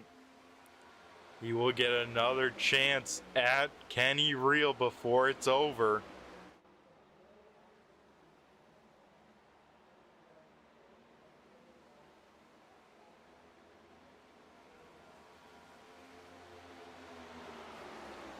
Jim Ott once again, another great run. Does he take it? Yes, he will. Once again, Ott to the inside of Reel down into turn number 1. This time Ott had a bigger run. Will be door to door with Kenny Reel. A little bit, maybe some contact off the corner there. You can see how close he gets to Reel. Get to that left rear quarter panel, slow him on up. He will have the advantage into the tunnel turn. Man, oh man. Some fantastic racing out in front between some blue and white cars, that being Ott down low, Kenny Reel up top. Side by side for this whole entire lap. Ott gets a little bit sideways off the corner. Can't block Pogo. That time by at the stripe. Popsicle sticks up in the air. 2 laps to go. Ott will fall all the way to P number 4 here. What does Jeff Pogo have? Pogo's going to get one chance here at Kenny Reel. Matt Taylor going to go with Pogo. Ott will stick with Reel. It'll be Pogo and Ott side by side here. Ott will get loose. He'll be able to slide back into 2nd. Cars further in the back, bouncing it off the wall. Here comes Jeff Pogo. Pogo with a run, with a better run. 3 wide for the race lead at the white flag. One more time around. Oh man, Taylor gonna go with Reel. 3 wide still as they head down to turn number 1. Will clear Pogo, but here comes the crossover. Once again, folks, these guys can't be battling too much with each other because they have to worry about Kenny Reel out in front. Reel will give Pogo a little bit of the draft. Will try and get clear. Side by side for the final time through the tunnel turn. They won't get a good exit. Kenny Reel out in front by himself. Here comes Matt Taylor again. Taylor and Ott will make contact. But these guys spent too much time battling with each other because off of turn number 3, Kenny Reel will pick up the win here tonight. Jeff Pogo in second, Jim Ott in third. Man, oh man, some great racing out in front.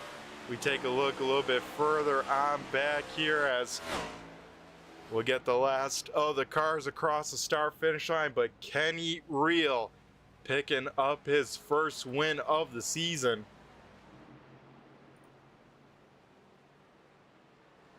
And that will make his 9th career win with the 802 iRacing League. And that ties him with Rob Lowell, John Ross as the most wins in the series. Some great company for Kenny Reel to once again be a part of, and Reel picks up another win here anytime soon. He could be the all-time winningest driver. Right now, tied at the top with 2 other drivers, but what a race by this guy. He put on a clinic, and I tell you what, if this race went green flag for the whole thing, I think he would have been the car to beat, and that is the car heading to victory lane as Kenny Reel here on the front stretch gonna burn it on down.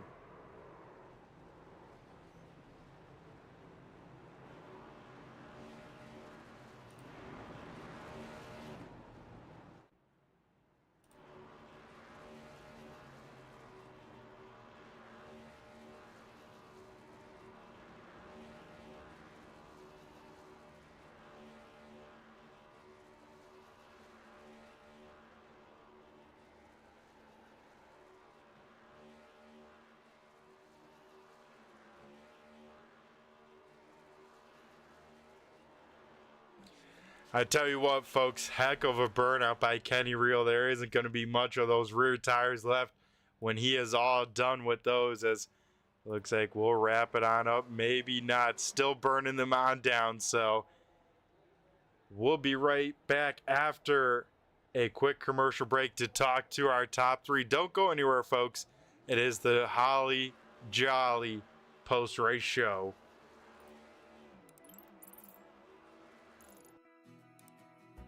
iRacing is a sim racing game that combines a true-to-life racing experience with an online community of virtual racers from all around the globe.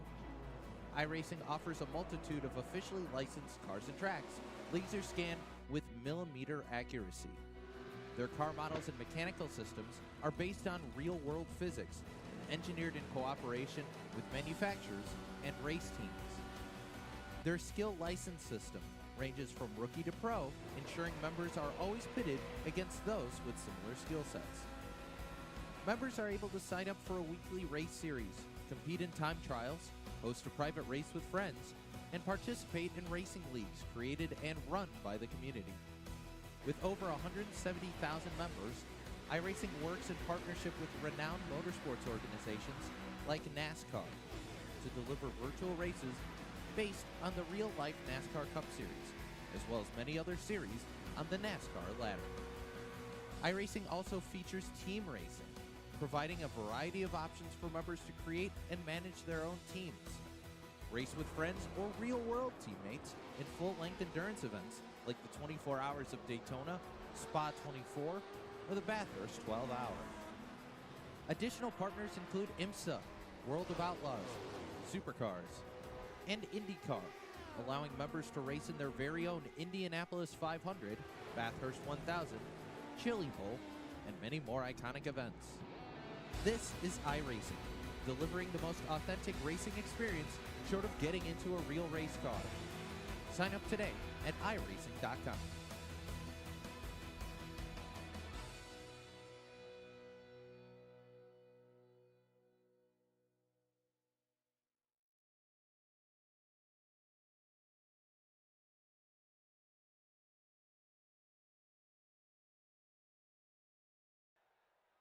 Alrighty, folks, we head back to the post-race show, and let's check it on out. First, chatting with the driver that finished P number 3. It is the number 4 of Jim Ott. Jim, do you got a copy of Brett the Jet in the booth here? Yeah, I got you, Brett. Alrighty, man. First, we got to talk about that finish. What a heck of a battle between you four for those closing laps. How was it inside the car? It was intense. It probably looked intense on your end too, but it's I'm still sweating. That was a race, man. These guys, wow, they awesome drivers out there, man. That was a lot of fun. Yeah, I'm just taken aback by how good the racing was right there. Yeah, definitely some incredible racing to finish that on off. For one, you guys racing as tight as you guys were and as clean. I mean, all you guys walking away there with probably only a few donut marks on the car, but that intensity, man, had to be second to none, let's say. Yeah, it sure was, man. And honestly, these a lot of respect on all ends this evening. You know, especially with the top four, and you know that's why we brought it home with the wheel on it still. Yeah, definitely has some great racing through there. And Jim, it seemed like you had definitely one of the cars to beat here tonight, but at least to me in the booth, it seemed like you had maybe a little bit better on the short run pace, and let's say, and it always seemed like no matter where you restarted, you were always to the front, let's say within the first 5 laps or so. Did it feel like you had some really good short run pace? Yeah, I did. I was actually saving quite a bit. I think the draft makes it look, you know, a little different than what it really is. You can really gain on these, you know, track position with these cars in the draft. So it might look like I'm pushing, but I'm really not. I'm just kind of taking what I'm getting and you know, trying to save everything I could. But once I got out to the lead, you know, once again, you just can't pull away like you want to, and the draft is just, yeah, it's critical. Like you just, I haven't got used to that yet. This car is still new to me, so I'm still learning. Alrighty, and when you say this car's new to you, I mean, what's kind of your bread and butter when it comes to iRacing then? Oh, the Xfinity car. I was in that for probably about a good 5 years, and that's really all I raced. And um, you know, those cars, as you know, they're tighter. It's you know, they're more apt to push. And these cars, I mean, the balance is off all race long. Like it'll loosen up middle end, just no drive off, just a lot of things that I'm not used to with this car. Yeah, definitely some differences, definitely how they feel, especially here on iRacing. I mean, you mentioned the car changing a little different ways. I mean, what was kind of the biggest hurdle you had to overcome, let's say, when first jumping into these Cup cars compared to the Xfinity cars? Oh, just the overall rear grip. You know, you really had to feather the throttle. You know, where the Xfinity, you can pretty much smash it, and in this car, you've got to be very deliberate on the throttle. So that's one of the biggest changes. But you know, I've adjusted pretty well. You know, competitive week in, week out, so I'm definitely doing something right. But still a lot to learn yet. Yeah, with that competitiveness, Jim, you came into tonight sitting fifth in points. Now, at the conclusion of tonight, a quarter of the way done with the season already. Coming out of here, probably right around that fifth as well. How we feeling, and what's kind of the goals as we continue to go through the rest of the season? Yeah, really just keep doing what I'm doing, and you know, get these strong finishes because you know, you kind of see the cream of the crop in the field. You know, with Jeff and Kenny, I see them up front week in and week out. So those guys are bringing it home in the top five or winning, and you know, I've got to match that if not do better. So yeah, I gotta I want that win. I want that win pretty bad. I've let a few go already, so I've you know, getting a few of those will definitely help in points. Yeah, that it would, because you sit not too far away from Jeff, but with Jeff being here tonight, you know, just opens the gap a little bit. But the X factor and all this, of course, are those 2 drop weeks. Yep, absolutely. You know, I don't know how exactly that works, but yeah, I'll just continue doing everything I can to control my own destiny, and like I said, just bringing her home with a good finish. Yeah, that's always key. I like to say if I'm talking to the broadcaster at the end of the night, I'm doing something right. Yeah, that's right. Well, Jim, looking at the schedule, a lot of different tracks that we go to here with this 802 Next Gen Riptide Radio Cup Series. Is there any track, let's say, you have circled? I know the Xfinity car, especially you being an Xfinity driver, Darlington has to be up there on the list then. Yeah, absolutely. I like those technical track. I think that separates a lot of these guys. Um, Obviously the draft's not going to come a factor in a race like that. So that's all in the driver's hands. So I love tracks like that. But I'm near and dear to Michigan International. I live 5 minutes from it, so that's my favorite. I love the intermediates.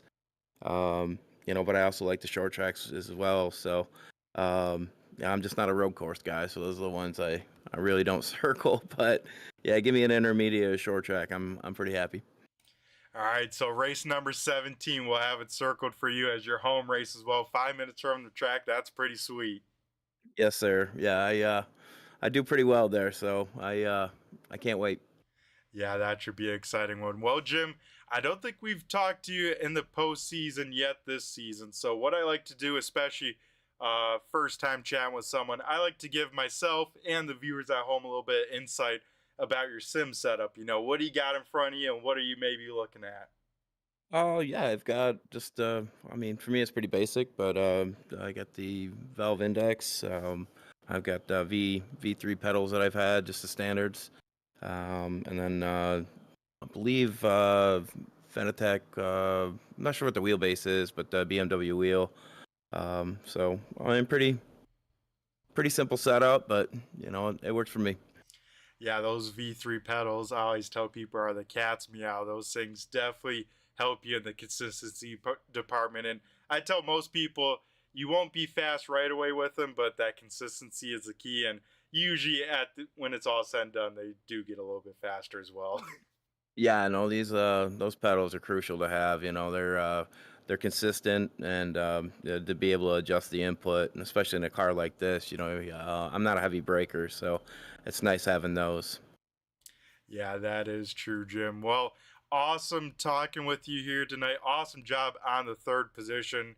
Some great battling out on track. But before I let you go, Jim, and get things wrapped on up, I'm going to go hand over the mic to you and thank who you got to thank, either tuning in for the broadcast, sponsors on the car, or maybe some of those all-important teammates. Oh yeah, well, first and foremost, Riptide Radio and Rob for this league. It's been a lot of fun. Some great guys in here, and then of course you for doing the broadcast. You put on a great show. I've watched a few already, and just really appreciate that. But friends and family for watching, and can't wait for next week. Yeah, next week should be a great one. Technically off on the Sunday, but I'm back midweek for the All-Star race. That should be some cool stuff. Yeah, looking forward to it. Yeah, I am as well. So, Jim, have yourself a great rest of the night, and I'm sure with this pace here, we'll be talking to you again in the near future. All right, thanks so much, Brett. Alrighty, folks, that was the driver of the number 4 machine, Jim Opp, bringing it home in P number 3. Now we'll head up to our runner-up finisher, that being the 97 of Jeff Pogo. Jeff, do you got a copy of Brett the Jet in the booth here? As always. Alrighty, man. You getting sick of talking to me after races yet? Not yet. Let's keep it up. But yeah, man, talking about that racing at the end, I mean, how intense was that being in the car? And I mean, what was going through your mind to get the run, block, how to reel in Kenny, how to keep Jim behind you, and as well as Matt as well there at the end? I realize I'm either fat or really out of shape because I was really sweaty at the end of that. But no, it was good. I knew racing Kenny and Jim. I've raced close to both of them. I've known Jim actually for a few years, but Kenny, I know that I could race door to door. So I knew us three could put our cars wherever we want, touch each other, not wreck. I've raced Matt a little bit, so I wasn't quite sure what he could do, but seeing throughout the race, I was like, well, he can control it. My only worry was he was on, I thought, 2 tires. But there was a couple points in this race that I maybe could have passed Jim or Kenny to try to go for the lead, but I would have had to bump him to do it, and I didn't really want to do that and risk wrecking somebody, especially for running this good all night. And then you go up there, I don't want to wreck somebody to win. So try to do it clean. A second place is better than a 20th place. Yeah, for sure, especially with the unknown, let's say with iRacing and the good old net code, right? But just like you said, the comfortability around being around those other drivers, let you race that way. But yeah, a second place, especially season long points, will take that all day over. Like you said, wrecking on the last lap and finishing like 20th with how many cars are still on the lead lap. Oh yeah, for sure. Alrighty, Jeff. Well, speaking about those season long points, now quarter of the way done with the season. You sit atop of the standings. I mean, how we feeling? Probably the same old as last week, just trying to keep these reps in. Yeah, man. I'd like to be consistent top fives, but top tens I'll take. But consistent top threes, I'll take that any day. Yeah, and last week, finishing third, chatting with you there tonight, second. So having that consistency still in with this season. I mean, these tracks, it seems like you are very, very good at, and I think quite a bit of intermediates in these tracks. I mean, what track in the future, let's say, are you least worried about, or I should say most worried about, let's say, maybe besides the road course, because that's always an X factor, right? I'm actually not worried about the road course because I like road racing, but very little road racing experience in this car, so that'll be different. I'll kind of need to probably test that quite a bit. These brakes on these are kind of funky, but I don't know. I don't even know what the schedule is, to be honest with you. So, where do we go next? Chicagoland Speedway. So I should be all right there. Watkins Glen, okay. Charlotte, I'm good at. Darlington, I'll miss. Brickyard, I'm good at. I don't know, man. I don't like Richmond. Are we going to be at Richmond anywhere? We are at Richmond at some point. That's going to be the one that I don't like. All right. I don't really care for Phoenix either. So. Yep, and of course finishing this season at Phoenix, and always Talladega too. Always a wild card with that one. You don't know what to expect anytime you show up at that place. Oh, I'll change my answer. I hate Talladega. I hate super speedways. There you go. I knew that was going to be up near the top, and we'll talk a little bit of iRacing.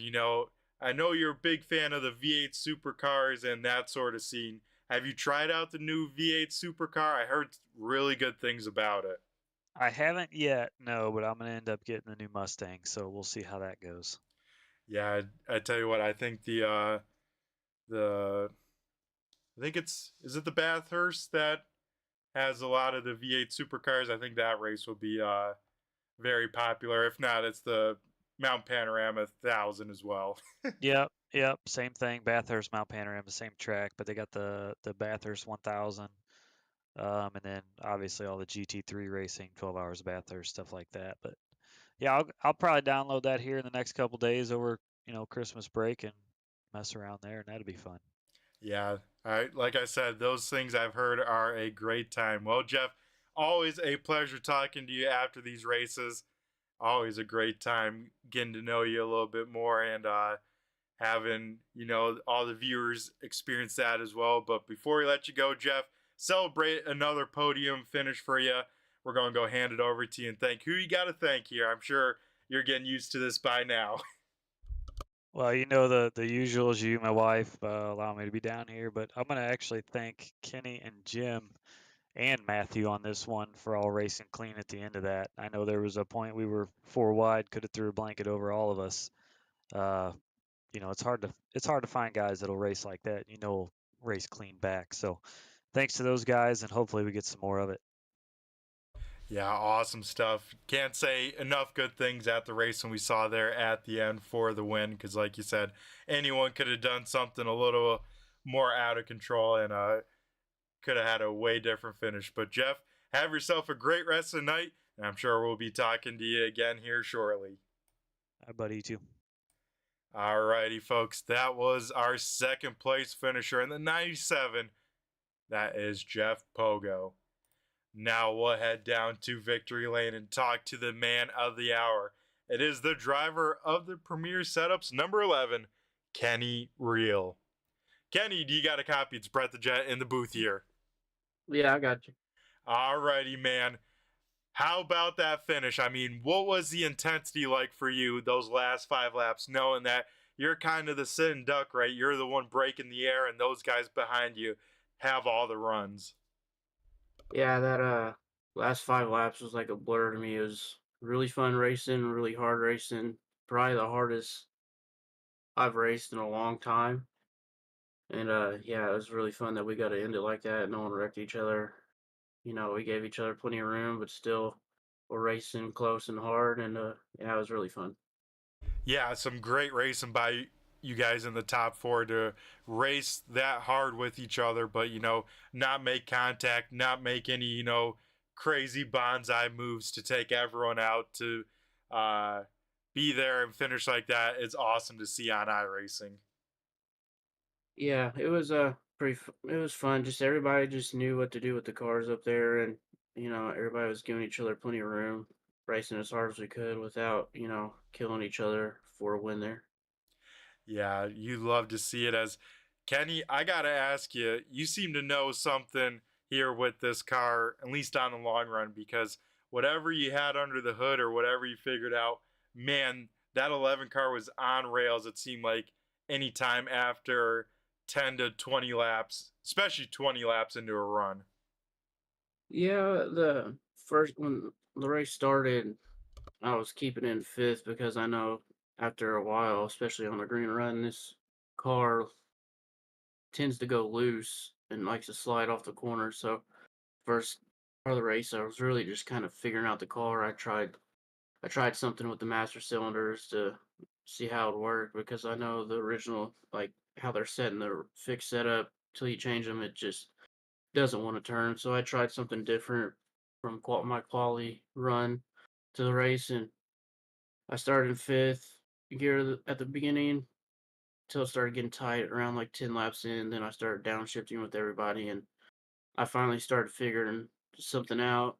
And I seen people really just throwing it into the corners and driving it deep. I was backing off and just trying to get a straight exit. And long run, I was that first stint where it went green for a while after that first caution. I was really good long run. I was hoping it would have continued like that since it's such a big track, but we ended up catching that caution, and I think we did a decently longer, not a long run, but another stint that was a decent stint.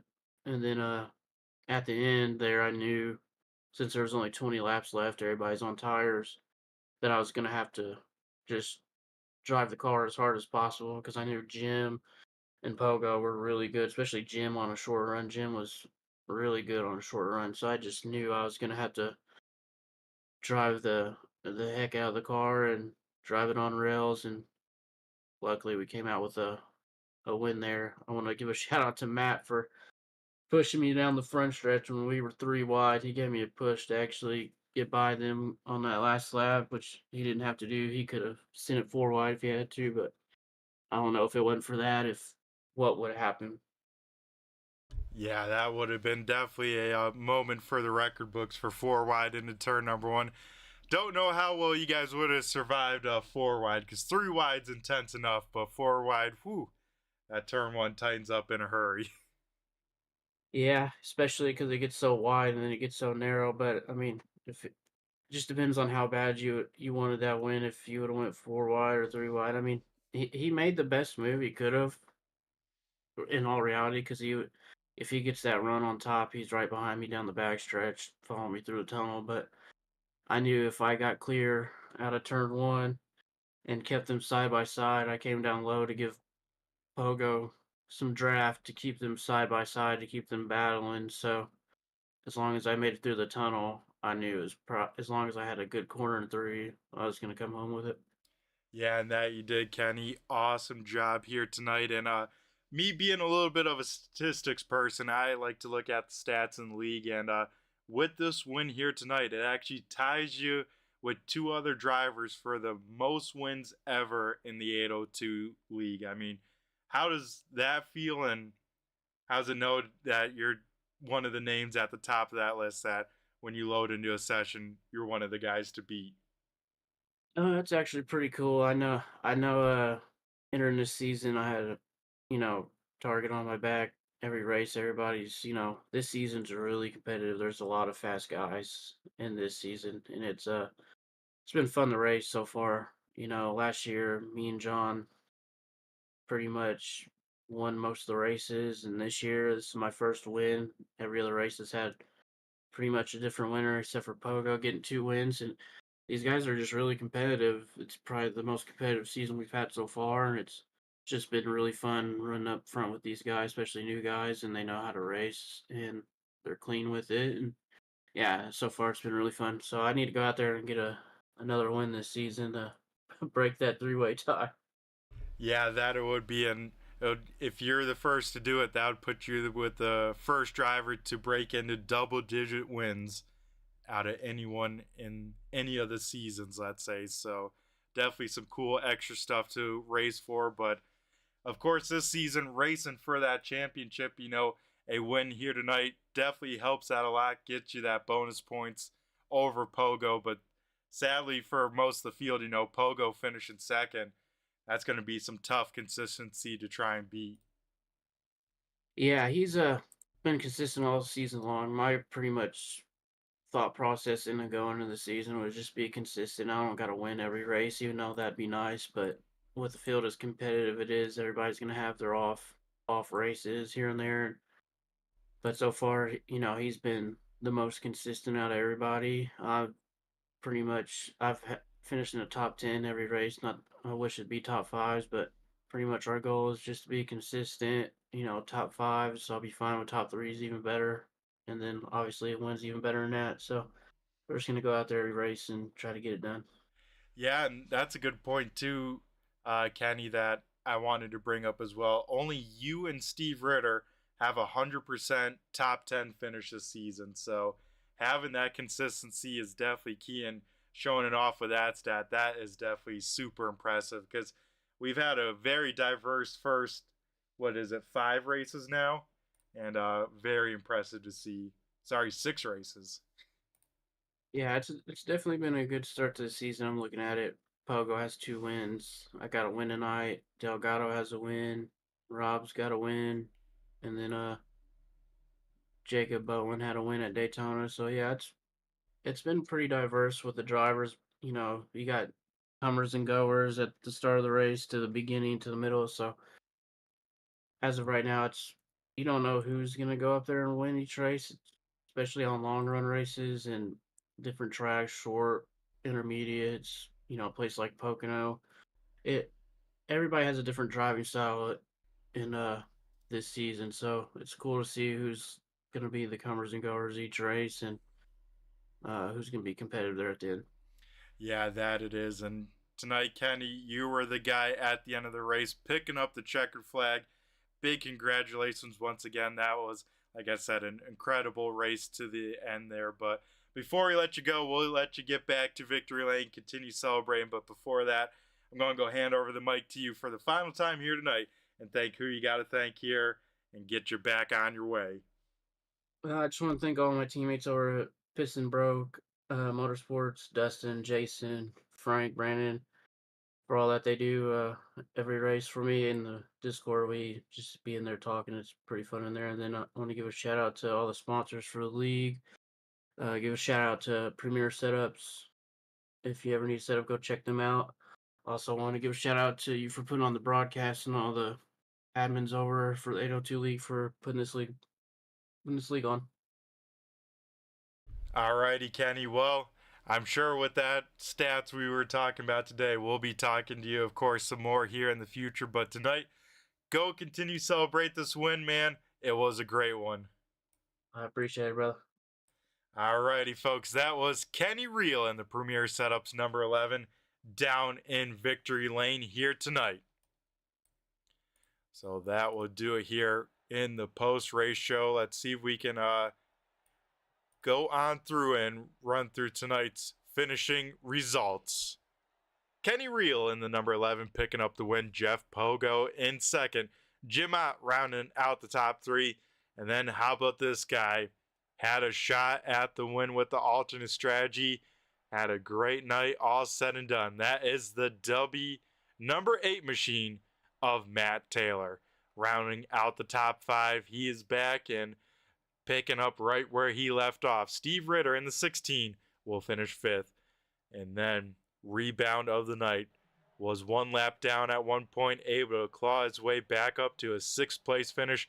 That is Rob Lowell in the 21. Finishing 7th is Christian Delgado in the 31. Matt Cost in the 63, finishing 8th. 9th going to the 90 and pole center of Stephen Holmes. Rounding out the top 10 with another different strategy, able to hang on with those old tires and finish inside the top 10 with a 10th. That is the 81 of Dan Dill. Finishing in 11th is Brandon Guerin in the 1. 12th going to Bryce Shoemaker. 13th is Nick Larson. 14th, Johnny Barker. Frank Zingen finishing 16th, 17th. Frank Zingen 15th. 16th is Justin Branham. Eli Raposa will finish 17th. 18th going to Jason Ayerson. 19th is Cody Brewer. 20th is Jeff Barefoot. 21st, Austin Smith. 22nd, Jason Wiley. 23rd, Ariba Canton. 24th, Caleb Hatt. And then rounding out the field, Eric Holly will finish 25th.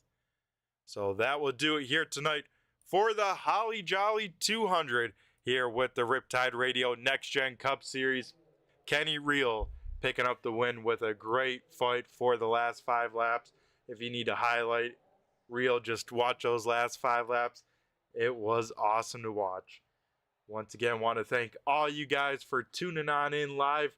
Want to give each of you a big thank you and happy holidays, Merry Christmas, and go enjoy the time with family, friends, and enjoy it, because we'll be back after the break on New Year's for the All-Star Race. That's right, Wednesday night racing will be here on the Turn 3 Racing Network. You won't want to miss it. 3 different tracks for these drivers to try and tame in one night. It is going to be very cool to see. So once again, want to wish all you guys happy holidays. You guys take care.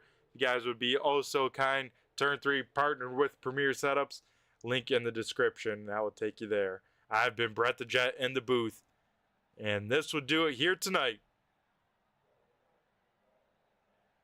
And I just flew by you. Have a good one and happy holidays.